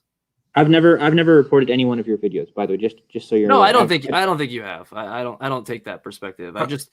Sorry, go ahead, Cease. I'm sorry. I don't mean, Mike, I know this is your one-on-one, and I don't want... No, you're good. I got to get my charger anyway, so go ahead. But I think it's time I jump in a little bit, because I do want to say a few things. Because you started the conversation by saying how much you value respect and how it's important to you. Because I didn't know this until a few minutes ago. I had some screenshots and some messages sent to me to show me some of your conversations you've had online. Where is the respect towards Infidel Noodle when you say things like people only listen to her because of the novelty that she's a girl? Like, where is the respect there? Here's the thing: I can potentially respect you as a person. Mm-hmm. I don't have to respect your ideas one iota. Okay, I don't need to respect it on any level. I agree. And you don't need to respect mine. I don't give a shit if you think that my view of science or morality is delusional. I'm fine with you calling that to my face. Okay, and so far, what you don't even need to respect me as a person. You don't even need to. No, but for the most part, I mean, again, I don't know you, so I don't know your Right. personal beliefs about how to treat people or not. The only thing I've seen so far was apparently somewhat sexist comments towards Infidel Noodle, where you said things like you were calling her stupid, saying that you posted a video saying I needed to prove to a sister why you're not worth listening to or taking seriously, and that was enough for her. Like, where is the willingness to have a respectful conversation there? Even if you are offended by what she said, we can try. Because I can say one thing, like in this conversation, I'm offended by the fact that the Quran is supposed to be the word of God, and yet there are verses that say you can beat your wife under a certain context. That's offensive to me. Okay, it's offensive to me. Okay, so you've made a series of claims, and I want to sort of go from the beginning. Regarding my comment, where do we start? So the whole Infidel Noodle is a girl thing. I mean, I personally don't see why she has so much more internet clout, than as compared to someone like Abdullah Samir. I think Abdullah Samir makes a lot better, more compelling arguments for leaving it. That's just my opinion. The one, like, I even saw it when she went on the Atheist Roundtable. Jeff asked her, what was your breaking point? Where did you hear, like, when did you decide, okay, I want to leave Islam? She thinks for a second. She's like, well, no, she didn't think for a second. She's like, immediately, Aisha, like the whole Aisha 9-year-old thing. And then she thought for a bit, and she's like, okay, well, there's no mention of dinosaurs. And I'm like, okay, and then you watch her videos, and it's the same thing. Like, all she goes on about is like the pedophile, Aisha 9-year-old. Like, at least with Abdullah Samir, like, there's some variety in the content. Like, he goes through different verses. Sorry, you're shaking your head. Well, I mean, I've seen her content. Yes, she talks about those things, but that's not all she talks about. I mean, I would. Yeah, I was gonna say I would suggest anyone who follows her to see this for themselves, because I mean, those things are important and worth mentioning, but that's not at all the only content she has. I mean, anybody listening to this can go and see them for themselves. That's absolutely not true. I mean, but go ahead, keep going. Yeah, no, I think I do think that there is. I mean, I don't know why you find this to be sexist. I said that I think that there is, like, a lot of the appeal to Infidel Noodle. Like, the reason why the people who don't like Islam, or who think that Islam is garbage, as to use J. Mike's words, the reason why they rally around her is the fact that there is this narrative that Islam oppresses women, and she, like, yeah, and we watch it in real time. I literally watch Muslims oppress her because she's a woman in real time, using their own words. I don't even have to do the work, Omar. They do it for me. Real fast. If I was looking for that, if I was wanting to find one little comment to prove that point, I wouldn't have to. Like, it would take me 3 seconds to pull out my phone out of my pocket. Yeah, I'm not denying and go to on the same page. Yeah, you don't have to prove it. I'm just saying it's that she has. Hey, listen. A lot of this, by the way, is I know, but there's one important thing I just want to say. When it offends me, and I respect you, the conversation we've had. I don't know. I haven't watched your videos on Infidel, so I'm hoping I'm not missing some content and acting like I'm being nicer than I should. If there's some things there that I haven't seen, I really am taking your word for it that there's nothing there that I'll have to look afterwards. Didn't vet it properly. But what I would say is that it offends me when you say that they rally around her. You know why I rallied around Infidel? It's not because she's an ex-Muslim that's just like, hey, here's content. I agree with you, right? Mm-hmm. Like, it's she was making content that's I like anything about religion, whether you're on one side or the other. I'm gonna rally around those people willing to have the conversation. I think you even yourself, Omar, you get a pass in that category versus maybe my neighbor who, if I try to talk to him about this, they're not going to want to open their mouth. So I immediately give respect for that. But then also, like, I open my arms up for her and other people, and so to Cease, because we see that the community she's left is treating her like garbage, like trash. And then and then us as the atheist community have to pick somebody up off the feet because some group of people don't recognize that what they're doing is demeaning to another person. And other people have to pick them up off the feet and say, hey, it's okay. We're here for you if you need something. I don't know if that means anything to you. You don't know us. We're strangers. But let us extend our hand out to you. because it seems that the community that treated her, that wanted to say that she was a part of this, family and community of the knowing all the answers to reality, abandoned her the second she goes, I don't agree with this. And that's bullshit to me. But Omar, you asked why I said it's sexist. It's because you said that people are rallying behind her because she's a girl. Yeah. And if you don't see how that's sexist, I don't know what to tell you, because it's not. You can disagree with her ideas. You can think she's wrong, but you can think that she's mistaken.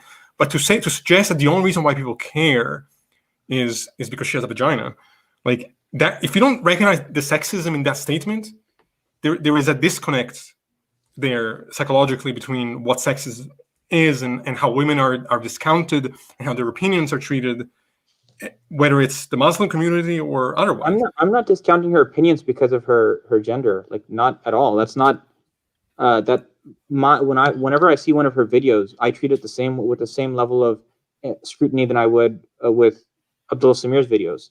That doesn't come across with us when you say the sentence, though. When you say that, I think people. Okay. I was on J Mike's live or Jeff's live when you guys were driving back, and I was there. I was being pretty cordial, I think. And like the minute Infidel Noodle said, "Aren't you the same Omar that made a video like saying that I was stupid?" And I did, and I apologized for that after. But anyways, saying that I was stupid. And the minute she said that, everyone came attacking me, and like everyone, and then I got muted. And then J Mike said, "Yeah, if you come after Infidel Noodle, you come after." I don't think you would say the same thing about Abdullah Samir. Would you? Yes. I would say the same thing. I don't even know who these people are. Okay, Omar, it offends me that you think that this has anything to do with the gender. It has to do with oppression. This has to do with a group of people that oppress other people, and I'm an atheist advocate who fucking hates people that oppress other people because of beliefs. That's all. I'm not yelling at you, by the way. It's just it makes me mad that somebody would throw that idea out there. What benefit do I get out of it? The fact that she might be a guy or a girl. It's not about benefits. It's about helping the other person out. This has nothing to do with what I get out of it. I don't get shit out of it. No, you don't. I'm not saying you do. I'm not saying, but there is this narrative, right? That Islam, not you said Muslims. You said, oh, just look at our conversation. I'm not talking about Muslims. I'm saying Islam oppresses women, and that the removal of the hijab is like symbolic of this removal of that oppression. It's not a narrative. It's a reality. It's not a narrative. It's not everybody interprets it that way. That's fine, but that many people do, and that again, and as you've said in this conversation yourself, like you are aware of the moral problem with the idea that the Quran doesn't say that it's wrong to beat your wife. Now you can. I don't know if okay. That's oppression. That's oppression. Yeah. Talking about submission to your husband. I had a Muslim on last episode who said that the woman, once they get married, they've already consented to sex whenever the husband wants, unless she has a good reason, which the good reason is no. Yeah, okay, I don't. That's fine. I don't agree with that. But, okay, but so I'm not saying you do. I'm not saying I don't want to derail it. I just do want to say, Omar, that you can actually see in real time of me going on Abdullah's page and helping him mod and delete all the people that say I want to have blank with infidel or I want to rape Abdullah, which are usernames that people will be using. I'm more so on their page doing that, on Abdullah's page helping him out. So for you to say that, I have actual documented evidence of me doing that more for Abdullah than Noodle. So I just wanted to point that out. So if that's the case, then I'll happily admit that I was wrong. I'm just the statement that I made was based on what I observed, which was when I came on your live, the only person that I heard you defend with such vigor was Infidel Noodle. I'll defend anybody. I will defend anybody who, whether male, female, intersex, whatever gender. She gets more hate because she's a female, though, because of that's how they look. They're the one making the divide. Right. Well, so you asked me a question earlier, or a question that was directed at me about if there was evidence for God, would I then follow that God? So you mentioned if I was there to observe the parting of the seas.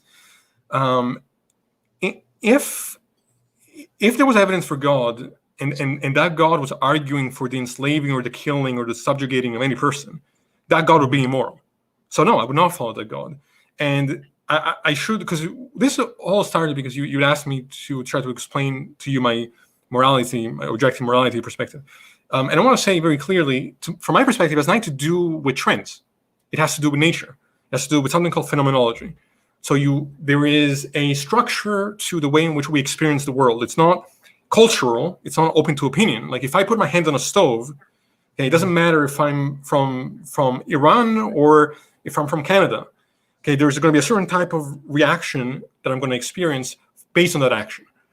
And I extend that to other questions relating to morality. Now, do I claim to have every moral answer to every moral question? No. But that is a starting point. Like, we can look at the suffering that certain behaviors causes. We can look at why imposition of will is a foundation to care about. And that's all that's necessary for an objective morality outside of a religious context. Meanwhile, if God exists and what's moral is dependent on God's commandment, then God can come down and say it's moral to rape, and it's okay because God said it. Unless you want to say that he wouldn't do that because it's not in his nature, then you're talking about nature as well. And I'm only making one less assumption there.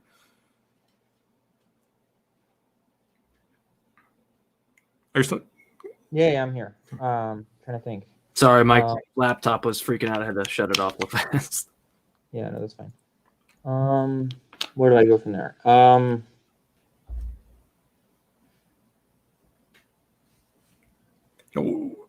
I think the part I'm stuck at is you said that if you did know that there were a God, you would not believe that just because he's not moral, you would not believe in him. You would not believe in the existence. No. I would believe if there was evidence for God, I would believe that God existed. Now, if that God was the God of the Old Testament or the God of the Quran, arguing for what I think is clearly moral behavior, no, I would not. I would consider that God to be evil. That would be my perspective. And what would you do after that? What do you mean? What would I do? He's an evil. Let's suppose he's an evil God. What would you? So you would say that I'm not going to worship you? I would do the best I could to.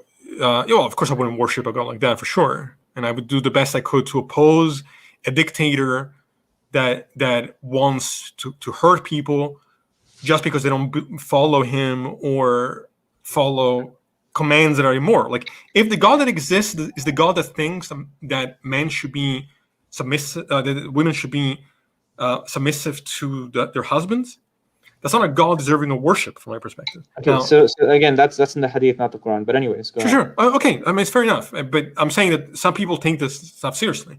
Like, I think it's like, to me, you're arguing for what Islam could be, as opposed to what it currently is, which is, I think that's important. I think reformers are necessary. But when you say that, I don't consider myself to be a reformer. But yeah, go ahead. Okay. No, but when you say that you're not reinterpreting the Quran, well, automatically yours is an interpretation, and everybody's is an interpretation, right? And some are more moral than others. And according to your worldview, sure, of course, okay, of course. But I can ground my worldview in things that are concrete. I can ground my worldview in facts about consciousness, in facts about psychology, things I can measure, not what a book says that may or may not be translated properly, may not. The book is the claim; it's not the evidence. So the book is the claim, not the evidence. Part of my belief in Islam is that the book provides some evidence, but anyways, we don't have time to get into that. Sure. That was the last thing I wanted to comment real quick, because I've had it from the beginning. Your claim that physics tells us the universe is not deterministic, I think is completely wrong. Okay. I'm not a physicist. I do philosophy. I could be wrong, but my brother is, and I'm in constant communication with him about these things. Maybe he could be wrong. I don't know. But my understanding is the following: that in quantum mechanics, our inability to predict whether or not a particle, like if we know its position, we don't know other aspects of its nature. That is an issue of epistemology, not of ontology. It's an issue of our limitations in our ability to understand the nature it doesn't suggest anything about the ontology of the universe being not determined. I mean, there's one of the videos where we had him on, where I asked him about this. He specifically said nothing about quantum mechanics is talking about these things not being deterministic. It's a misconception. Okay. So I would go back and look at those videos, and maybe that might clear some of that up. Can he explain how he reconciles the Laplace's demon with the second law of thermodynamics? Sure. I'll hear that reconciliation. Yeah, I will ask him personally. I don't think he's still listening. I think he had to go, but I will ask him why he says that. But yeah, I mean, as far as I'm concerned, there's nothing about physics that requires the assumption of a creation or a creator.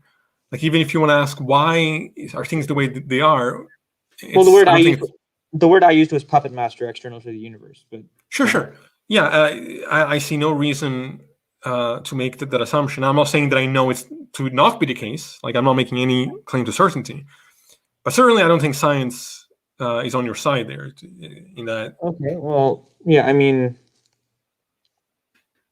if science is not on my side, then I would probably stop believing in that. I'd like to hear an explanation as to how one reconciles Laplace's demon with the second law of thermodynamics. Yeah, perhaps we'll have you back to discuss with him. There's actually a good video by Arvin Ash that deals with that as well. He does like a lot of cosmology stuff. I don't remember if he reconciles certain issues in that. I have to go back and look at that, but that was the last place I left off on Laplace's demon. So that's why I'm fuzzy at the moment. I have been asked to ask you if you're willing to. Are you interested in having a debate on our channel with Infidel Noodle?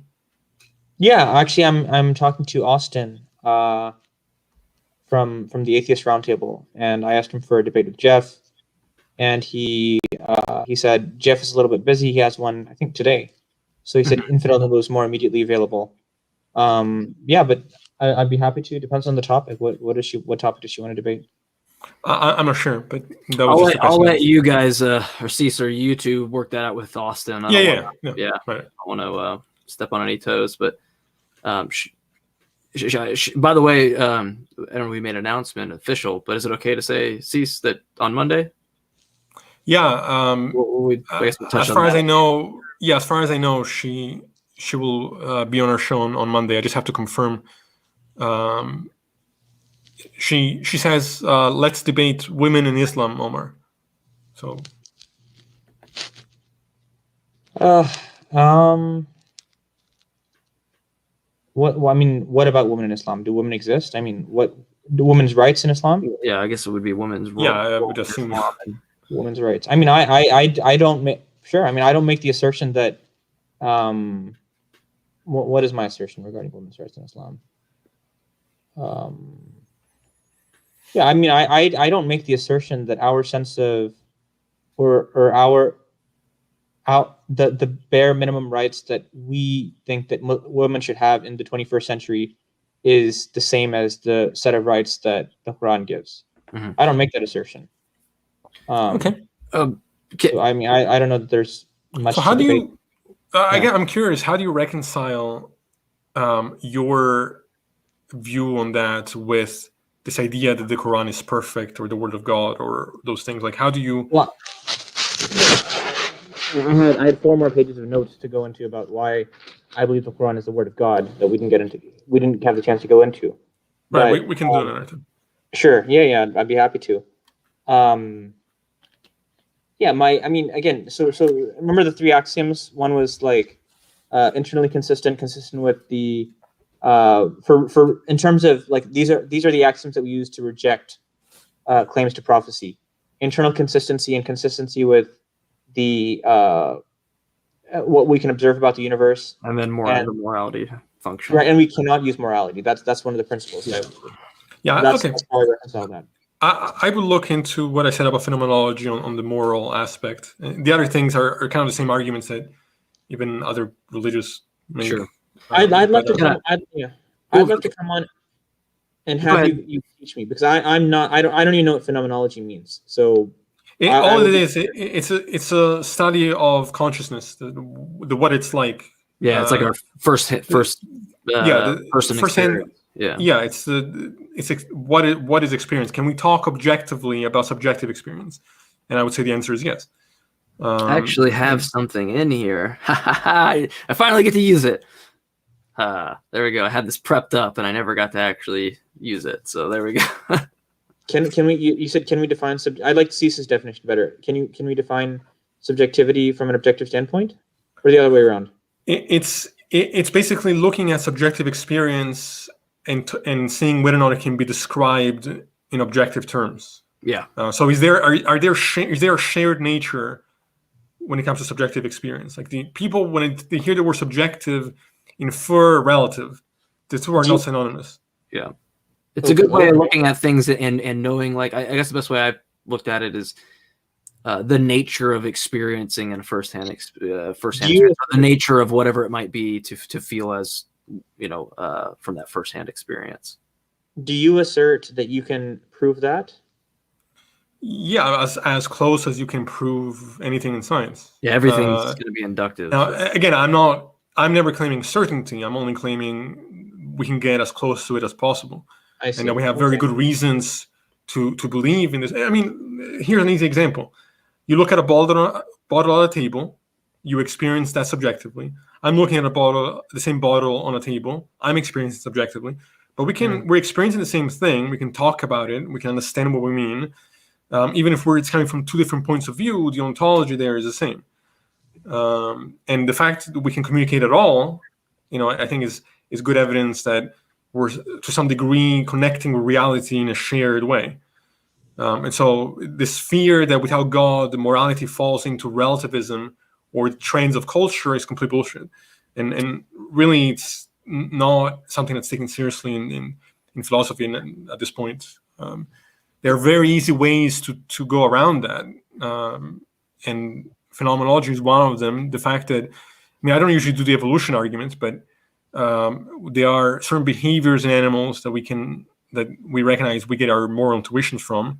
Again, we have also destructive vibes. Is there a paper that you could send me that summarizes this? There are many. There are many papers that I can send a simple one, not like a simple paper that somebody with no background can understand. I'll have to look it up. I'll have to double check. Again, I don't mean by simple. I can send you. I'm assuming you have some sort of formal background in philosophy, or my master's degree is in philosophy, correct? Right. Yeah, so I don't. Okay, it's fine. I will send you what I can find that will be the most accessible, and you can let me know if it makes sense to you. Sure. And then James, yeah. Oh, I wanted to kind of end, since we're getting over here, I had some questions I wanted to ask you that would just be kind of brief, more on an epistemic level, to kind of get your opinion on. We can go real short on. Yeah, but also I would want to ask you the same question, since I understand your ideas about why you're a moral realist are a little bit different from Cease's. Do you have? Is there a paper that I could read to understand your sort of? Yeah, I spent the a good amount of time with Tom Jump. I don't know if you're familiar with T Jump, but he flew down to Georgia and he did a debate, and I got to talk to him a little bit. And I'm starting to. He's also been on the show before, and I'm starting to shift a little bit in my moral realism. I can kind of give you a pretty. It's very related to, I can't remember who, but it's their version of a utopia type of morality. Cease might know better than I do, but it's what Tom's moral system is kind of derived off of. But it really deals with the imposition of will being the standard. Okay. But mine currently in that shift has more to do with where we derive our values or normative claims from. I don't even know what normative claims are. Can you is there? A normative is just going to be like your values, right? So in order to get there's the Izot gap to say that, how do you look at the state of the world, and describe the state of the world, and then how do you derive a normative value out of that? Like, why ought you do something? This seems to be this kind of sneaking of the premises, or that you're doing some more assumptions in your premises than you're actually substantiating, which some people might agree or disagree with that kind of a gap.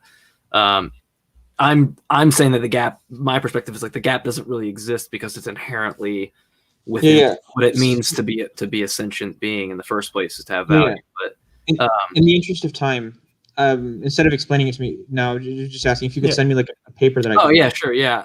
As I say, it'd be much better if I can just send you something than go over it for sure. But yeah, so I had a few questions before we ended, if that's cool with you. Yeah.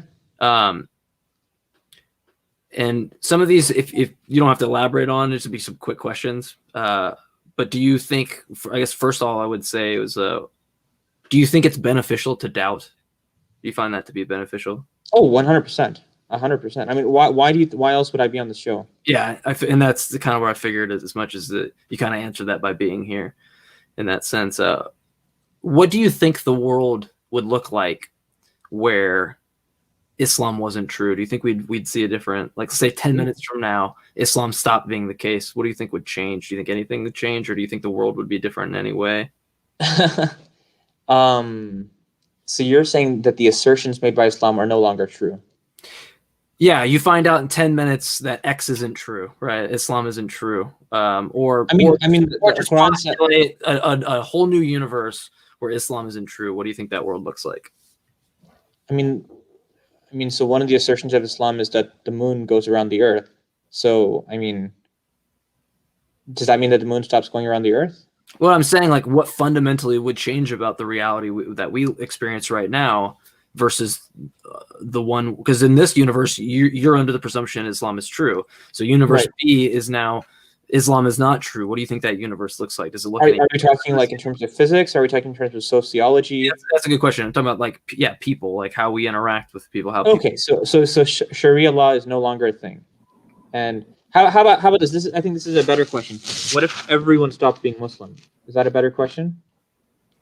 Well, my idea here is to see what difference your religion even really makes to the world, dependent on like whether or not whether it stopped being the case or just was never the case. Like, what do you think the differences in those two worlds would be? Well, my worldview is that God created the universe. So if that assertion is no longer true, then the universe wouldn't exist. No, but I think the point he's making is that if you found out that assertion was wrong and the universe still existed, how would that change your perspective on the world and how you live your life and how you think other people live? Okay. So what would happen if I... That's a better way to put it, yeah. What would happen if I became an atheist? Well, yeah. What does it change? Yeah, what does it change for you in the world? I'd probably be nihilist. Is that how you say it? Nihilist? A nihilist. Okay. So what is that? That means like I just follow my own desires, right? No, a nihilist sees no purpose in life. That's not necessarily seek their own desires. I mean, there are hedonists seek their own desires and think that there is no value to anything. As an atheist, I find that view to be completely ridiculous. I've never been a nihilist at all. I don't think a godless universe takes value away or morality away one iota. I think given that my whole I think this is the perspective of someone who's been Muslim and has sort of solidified that, has thought about God and like the purpose of life and tying the pleasure of God to my purpose in life for like the past 10 years consciously. So if you remove that, then all of a sudden all you're left with is nihilism. So perhaps over the course of 1 or 2 years, something else will come and fill that void. But for now, you take out God, you take away my purpose of life. Right, which I think is a problem. I think and I think it's why most people stay religious, because they're afraid that without that they'll have nothing. And what I want to say from my background is there's a whole world out there that could fill those same concerns, those same things you value, without having to believe in things, from my perspective, with insufficient evidence. Like you don't have to lose anything. Yeah. Okay. So let me just clarify one thing. That what I just said about myself, that does not dissuade me from not believing in God. I firmly believe that facts do not care about your feelings. So sure. If I don't like the fact that 1 + 1 = 2, I'm not going to suddenly believe that 1 + 1 = 3. Right. But yeah, I mean that has no bearing on my decision to be Muslim or be atheist. Okay. So to follow up on that, what would it actually? Well, I guess before I get to that question, the last two ones. Do you prefer evidence or faith for your position? Evidence. Okay, and I figured that might be the case, so I wanted to make sure. So if that's the case, like, what does it take? What would it take for you to discard the belief? I mean, whether it's an eventual based or approach. A contradiction in the Quran. Well, I think the easiest way, because here's the thing, right? If you show me, you want me to share you with like the thing that really made me question my faith one time. Sure. This guy. So he actually reached out. This happened recently on TikTok, right? This ex-Muslim. He messaged me. He said, "Hey, you sound like an open-minded guy. I'd like to talk to you." We had a conversation, and he said, "Okay, so the easiest way to just real quick, the easiest way to convince me to leave Islam is show a contradiction in the Quran, where like God makes an assertion in one part of the Quran, makes a completely contradictory, irreconcilable assertion in another part. That would be the easiest way. But we haven't found that to be true. But what really almost did it for me was this guy, and we had a Zoom call, and he said, if you look at the view of the universe at that time in the 6th century, and compare that to the view of the universe in the Quran, and you put them side by side, they look very similar.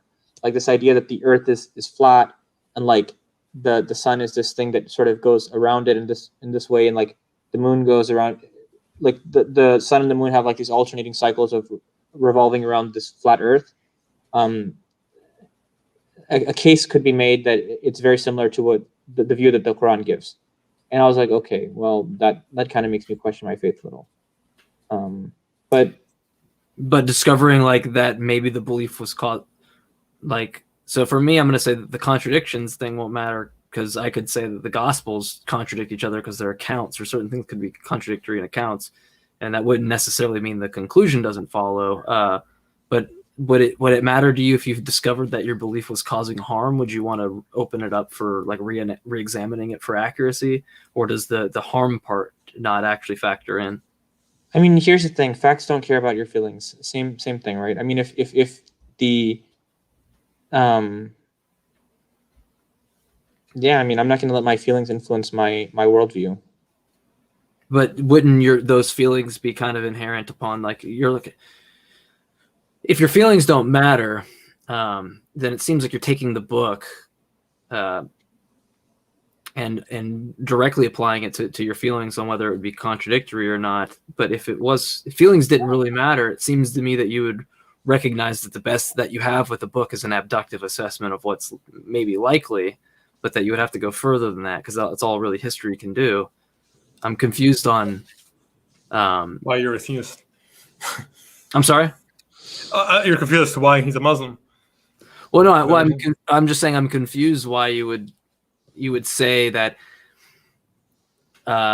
you don't care about the obviously facts don't care about your feeling. I agree, but if you actually took that to heart, I feel like you would look at something like the book and not try to say that, well, if the book contradicts itself, because now you are playing into your feelings, as opposed to like whether or not the validity of the book just stands true on its own is what would matter. Right? It's just because you have a book of claims. You're just saying if the claims contradict each other, it's not true. It's like, well, no, shouldn't the claims have the validity in the first place? Because it seems like when you go to that route, now you are playing on emotions or your feelings. Okay. I'm sorry. I don't know why I'm not following. What does this have to do with validity? Two contradictory claims cannot both be true at the same time. Sure, right? Exactly. But if someone wrote it down wrong, right?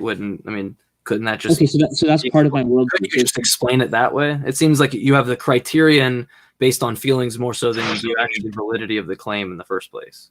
I guess that's what I'm trying to say. No, the Quran says that it has been perfectly preserved, not letter for letter, but yeah. But then that's just begging the question. If you're saying that the Quran says this and using the Quran to say that, that's just begging the question. Because if you really cared about the facts part, then and not feelings, you wouldn't beg the question. Okay.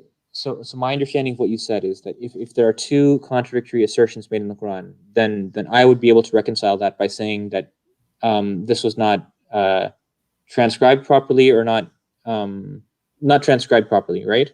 Yeah, I'm saying you could do that, right? You're saying that you wouldn't do that. You're saying you wouldn't do that, like it would just be a direct contradiction. But Well, I'm saying I can't don't do that. see it. I don't see an issue with you just saying, "Hey, we can reconcile that," the same way you're saying that, like, that you have to beg the question in the first place. I guess is what I'm trying to say. What do you mean you have to beg the question? What is that? What do you mean you have to beg the question in the first place?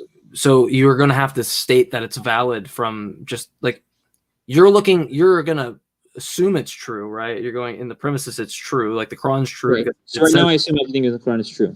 Yeah, and you assume it's true because the Quran says it's true, right? No. There's 4 pages of notes as to why I think it's true, but we didn't get a chance to go into that.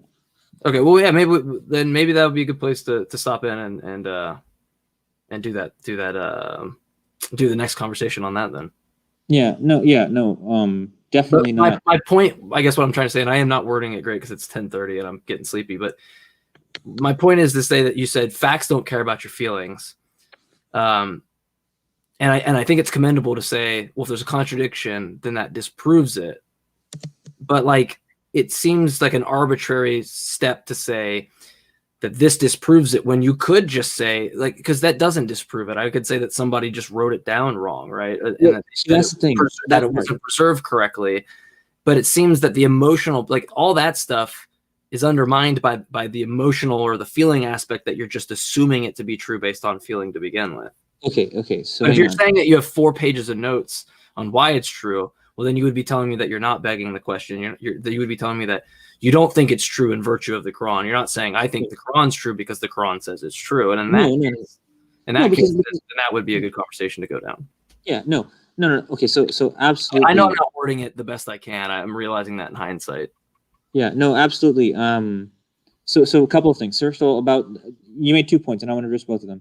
Regarding the preservation thing, I cannot make the argument that the Quran was not preserved properly and like discount one of the claims. Like I can't do that. I'm forced to accept the Quran for the way it is, because the Quran makes that claim.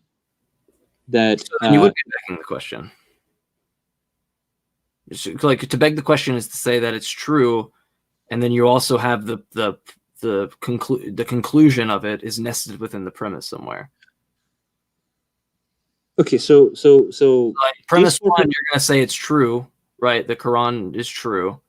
No, I don't believe it's true because I believe it's true. I'm not using circular logic. Like there is I think that Muhammad sallallahu alaihi wasallam got way too lucky to just be to just be a false claimant. I think after a certain point his claims start to gain some credibility because he was too lucky. That's the summary of the rest of my 4 pages of notes. Yeah, I was gonna say I don't want to assume that you are, but when you say I think it's true, the Quran says this, well then that's when it sneaks the begging the question part in there, where I start to get worried about like you saying facts don't care about your feelings, because yeah, that is going to be inherently based on you accepting that begging of the question based on feeling, because otherwise you would just accept anything else that might beg the question. There would have to be some reason why you accept this one, and that what I'm highlighting is just based on feeling. Are you familiar with the idea of proof by contradiction? Yes, but I know people that take like paraconsistent logic, which are going to accept or try to deal with contradictions in certain ways. So someone could just reject it. I mean, I wouldn't, because I accept like law of non-contradiction, for example. But I don't know what that means. But anyways, it's just to say that A can't equal not A. Right. Yeah. No. Yeah. Yeah. So I mean, I would just say that if a book is saying that it is perfectly preserved, and it also makes contradictory, irreconcilable assertions, then you have to say that, and it also claims that the book is perfect. Those 4 facts: the contradictory claim A, claim B, the fact that it's been perfectly preserved, and the fact that it has no errors, makes me just discount the whole book and say that you can't accept anything on faith from this book. Yeah, I guess, and this would be a good place to go back into. It just seems that like you're dismissing the claim with another claim, and I get like no problem if the claims contradict each other. That's fine. I just think the claims themselves should have evidence independent of the claim, right? Like if I have a biology book that says something's like allele frequencies change, and then it says that they don't change, like it doesn't mean evolution's not true. It just means that that claim specifically about that thing wasn't true at all. But if we only like if you only have the Quran to go off of, like it's different in the case of the biology, because I can just say, well, screw the biology book. Let's actually go to nature and let's look at the independent evidence. Right. Whereas the Quran doesn't have this. The Quran has this like, well, it's either a contradiction. Like once you establish it's a contradiction, you're gonna have to say, well, it's not true. But it would just be better just to say, let's look at the independent evidence to see if even what it's claiming is true. Right. And I agree. And I said that would be that would be the second way.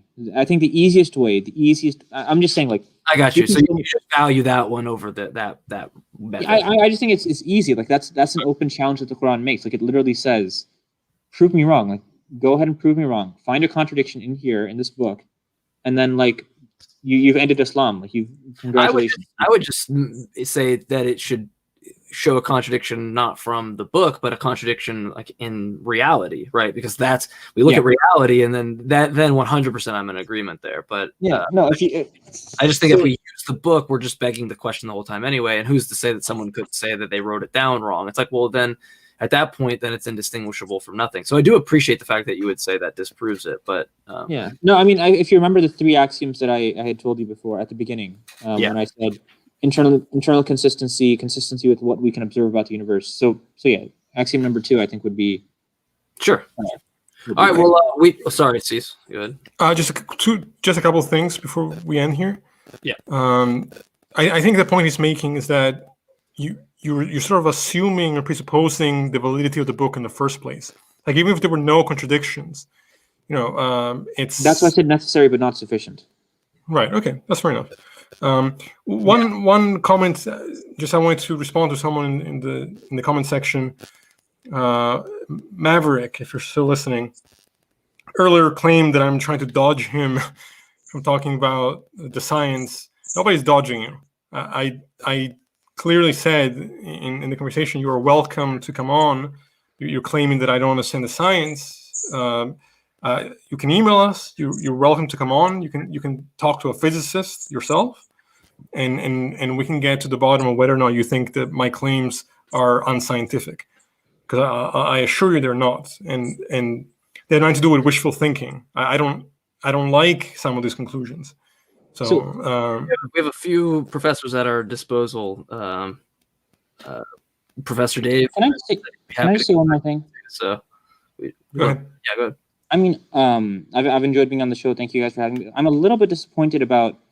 You said somebody sent you screenshots. I'm assuming that was Infidel Noodle about comments that we've made. No. I was told that there are screenshots. No one. But I was told that there were some conversations that you had online that were of a disrespectful and sexist nature. If you want to, I wouldn't say sexist, but yeah, I mean, okay, moot point. But I have made up with her. We have DM'd on Twitter. So if she was the one who's sending you those things after we are already made up and apologized, I just feel like that's a little below the belt. Yeah, I'll leave for you and Infidel to or anyone else to have those conversations between you. Sure. And like I said, you guys are welcome to whether it's debating on TART or debating on here or doing both. Like I said, I mean, I gave you my reasons why I thought that comment was sexist. And, it's you said you apologized for it, and Well, I apologize for calling you stupid. I did apologize for that. And by the way, my claims about her being stupid had nothing to do with her gender. It's just about purely based on the content of her videos. But anyways. Sure. I mean, like I said, I think saying that someone's only getting clout because they're a girl, I think, is inherently sexist. That's my perspective. I didn't say that either. I said that. I strive to not call people stupid, even though I just got done talking with somebody the other night on Discord about. Yeah, I saw that. I was on your live. Yeah, and I was just like, you're an idiot, because he was like, show me one random mutation that's beneficial, and I gave him like 7. I was like, you could literally look at PCK9. It's something we use in drugs that helps decrease people with heart disease by like 90%. But yeah, anyway, and I ended up calling. I think it's important for everybody, us included, that when we make a certain claim about what we value, like respect and conversation, that we carry that out in our real life as well. 100%, and that's why I apologize. Okay, that's why I apologize. Well, if you'd if this isn't I mean, that's what I'm concerned about. That claim is what I'm concerned about. made up, then I'm not forcing you to do anything, but I would urge you to make that up, because I don't see how you can if you do say something like that, I don't know how you defend that, because that's egregious. What? Which one?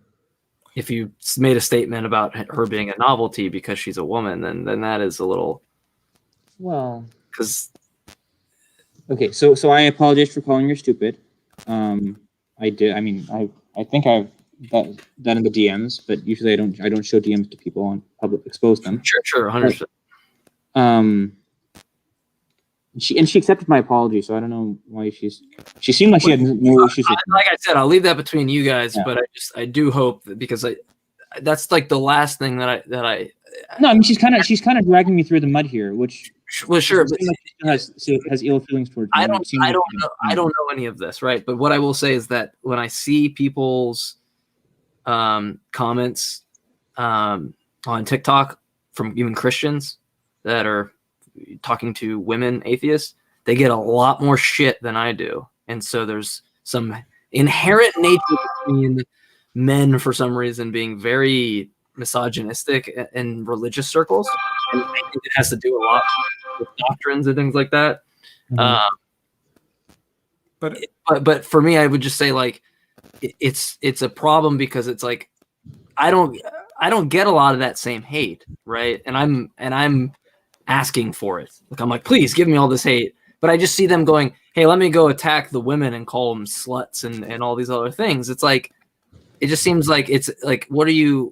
I don't know what the divide there is. I really Okay. Can I answer? I really want to know why that's the case. Can I Omar? Yes, but I just want to say one thing. It's not being dragging you through the mud if you said it. No, it's well, I think it is, but anyways, I mean, I'm not denying it. I did say that, and I'm admitting it. But she said she accepted my apology for calling me stupid. From my conversation with you, Infidel Noodle or Aisha, can you keep it up? Oh yeah, sorry. From my conversation with you, it seemed like we were past anything that I'd said, and if you still had an issue with what I'd said, with the fact that I called you a novelty, that was not apparent from our correspondence after that. I did not know that you still took issue with that. And for you to bring it up now when I'm on live with, I don't know how many people are watching, I feel like that's dragging me through the mud. And like I said, that's between you guys to do that. I'll let you guys deal with all that. But I do want to make this open community, in the sense of that, like, when somebody is, or if people are dragging people through the mud, then we acknowledge that, say, hey, look, I said I'm sorry, and we try to move on from there. But at the same time, when someone is, getting all these types of threats and things like that, put yourself in their shoes, right, and see especially. I just don't think it's necessary. Like, character attacks and like. I know, but you get a lot of atheists that come after you and say, like, you deserve to die, or that I'd kill you in your country. But again, you know what I mean? LGBT people. But anyway, we all make mistakes. We all make mistakes. It happens. But if you said it, I mean, dragging to the mud would be lying about what you've said. No, I disagree. I'm specifically asking just people that call themselves atheists, whether they're LGBTQ or whether they're whatever. It doesn't really matter. I've been dragged through the.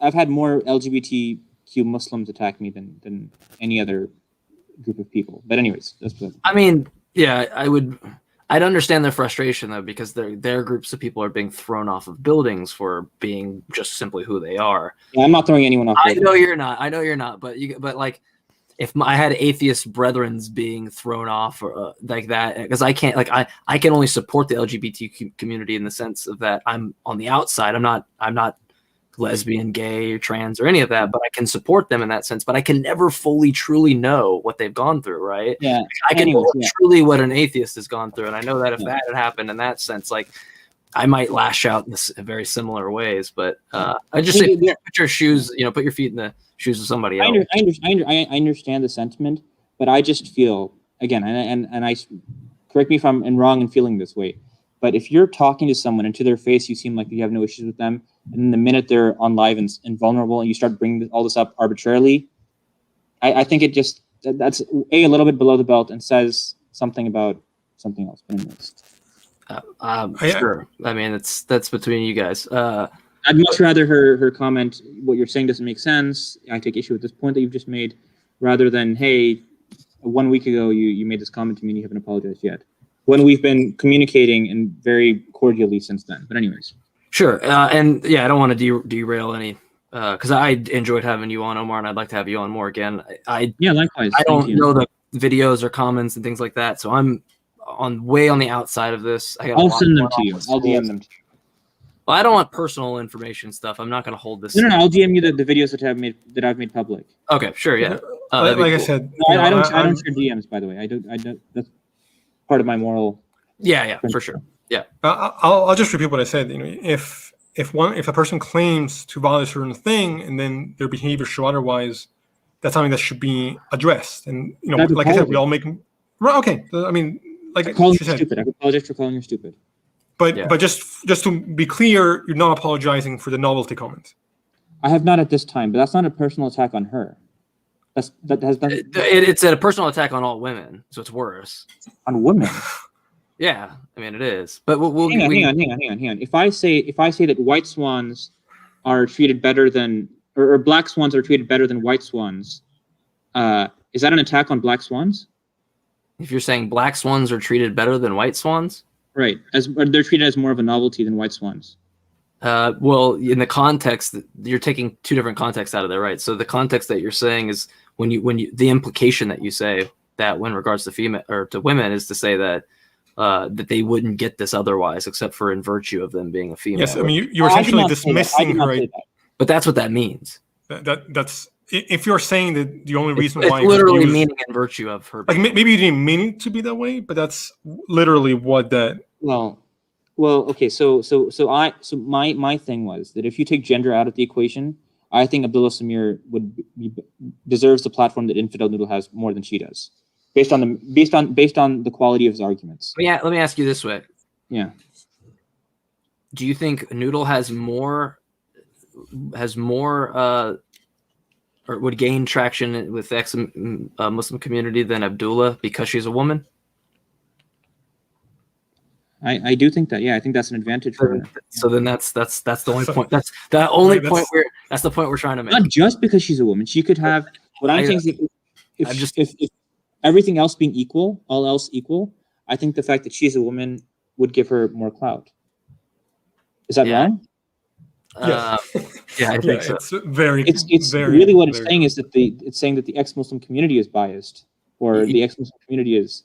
It has nothing to do with women. I'm not attacking women. I'm saying that the ex-Muslim community. I think the actual group you're talking about would disagree with you and point out that it's stemming from the background that the cultural background or the religious background that you come from, where women are demeaned inherently, not from the ex-Muslim community that realizes that all that was bullshit, right? Right. If I say that Addison Rae, if she were a man or a boy, she would have less followers. Is that me being sexist? Yes. I think what's more troubling is not just the actual phrase, but the fact that you don't recognize the sexist nature of that comment is. I don't. More... I mean, I hope I don't get canceled for this. Like I'm trying to. We don't tell people not to come back on because we disagree with them, or even if they say something egregious. We want to. I mean, the watchers, people are going to take these clips out of with context and be like, "Oh." You don't have to worry about. I'm not the person to take TikTok things to be like, "Got you" for saying something evil. I take TikTok clips, things like that, to be like, here's an example of how this person isn't defending their faith very well. But that's it. But I don't think I have to even. But we're not trying to take out of context. We're asking you exactly what you believe. Out of context. That's why I didn't use those words. I didn't say out of context. Okay, no, fair enough. But I do appreciate you coming on. And again, none of this would deter you coming back on, or nor does it take away from the conversation or things like that. Those are all separate. But I do hope that you kind of see that we have a clash there, and that's probably the most. Beyond your religion, like you can believe that all you want. I hope to your God that you reconcile this one thing. If not, Islam being just not true, like that's the last thing I care about. Just to recognize these things within the religion that I would consider garbage. This has nothing to do with making you I think it is. I think it influences the comments you're making are directly influenced by the faith you hold. That's why I have problems with Islam. That's why I have problems with Christianity. So I have problems with my neighbors who who or not my actual neighbors, my neighbors at my parents' house who are bigoted conservative Christians that think Jesus is coming back in their lifetime, who thinks that all gay people are going to hell. They wouldn't hold these beliefs and they wouldn't say the things they did if they didn't have these beliefs. Because So sorry, go ahead. So you believe that Charlie D'Amelio's, the fact that she has 100-something million followers. I don't even know who that is. It's like the most popular person on TikTok. She does a bunch of dance videos. You think her popularity has nothing to do with the fact that she's pretty and she's a girl? I think it has to do with the fact that she does dance videos and things that are trendy and musical, like any other person. I know guys on TikTok that do that get well, millions of views. Doesn't matter if they're a guy or girl. Girls happen to more so do those things, just the same way like a guy might do, play rugby. It's a bad analogy because this was in the context of ideas. This was in the context of the worthiness of somebody's idea. And but then you also took issue with me saying the same thing about Addison Rae. You said it's just as sexist. So that's why didn't you just a few minutes ago? I would say it's more sexist in the sense coming from a. It's not sexist when you're not coming. It's not as sexist when you're coming from a background. Like if I said women are going to get more views for dancing because they look more attractive than men. Like I'm not really being sexist there or giving a reason, but if I'm saying like based on this belief I have that's based on a lot of misogynistic principles that would be the case, well then you start, because it's stemmed directly from this misogyny, right? It's not can you separate from like girls look better when they dance than guys do or something, you know what I mean? It's actually based upon the misogynistic principle. Well, can we separate my worldview from my assertions and just focus on? Then it's just not analogous at that point. No, but and why it's so analogous, and I have been trying to do that. Like I'm not necessarily claiming to know where the assertion comes from. I'm saying that regardless of where it does, it's problematic. Sure, and I'd love for you to explain that to me, but I know we're nearing the end of the show, so. Sure. Maybe we can continue this another time. Sure. I don't know what happened to Mike there. I think his thing died or something. Hold on, let me just check. Am I getting a lot of hate in the comments? I have not been paying attention. I don't know what happened to Mike. I'm just texting real quick to see. I think it's Aisha, let's see. To be fair, Aisha, I haven't refuted any of James, or I have. I haven't engaged with X moves either. My laptop died. I don't know. That was weird. I don't know what happened there. Yeah, I guess we'll end it because I'm now away from my computer. But right. Yeah, do a little spin for you. Anyway, guys, I don't know. You guys had a stopping point there, or yeah, I think so. We're good. Cool. I'm gonna be able to read these comments afterwards, right? Yeah, they're all there for you to read. There's some people there that are defending you as well, so it's not all a bunch of bloodthirsty atheists. No, but Omar, thank you for coming on. Hopefully we can get more into these conversations. I apologize to the audience that tuned in and is now seeing me on remote location. But anyway, thank you guys. Apologies, Omar, if we diverged a little bit. Today has been a hectic day, so my train of thought's been all over the place. But I will say that hopefully maybe we get on and we hone in on a specific topic next time and just kind of. Yeah, no worries. We have a list of things. We have a backlog of things that I want to talk about to you guys. Yeah, we do. We have more things to talk about than we did before now. I feel like, which is always a good thing. But yeah, so yeah. Go ahead. Let's say Cease, if you want to end it off, I'll get the stuff behind the scenes ready to. I said what I said. I think Monday. Infidel Noodle is coming on. Yes. So. And I think beyond that, we're getting ready to do a conversation on idealism. Maybe bringing my brother back on to dissect another one of Inspiring Philosophy's pseudoscience videos. He's supposed to be responding to us, by the way. I've had several people reach out to me and say that he's supposed to be responding. So I look forward to seeing if that ever happens and how he does that. But aside from that, I apologize. Sorry, just saying something to. I appreciate everybody for tuning in, and we'll see you guys next time. I hope you're enjoying our content. Yeah. Mike is gonna go play some Mortal Kombat now. Thank you guys for having me on. Yeah, thank you for coming. Thank you guys. Take care.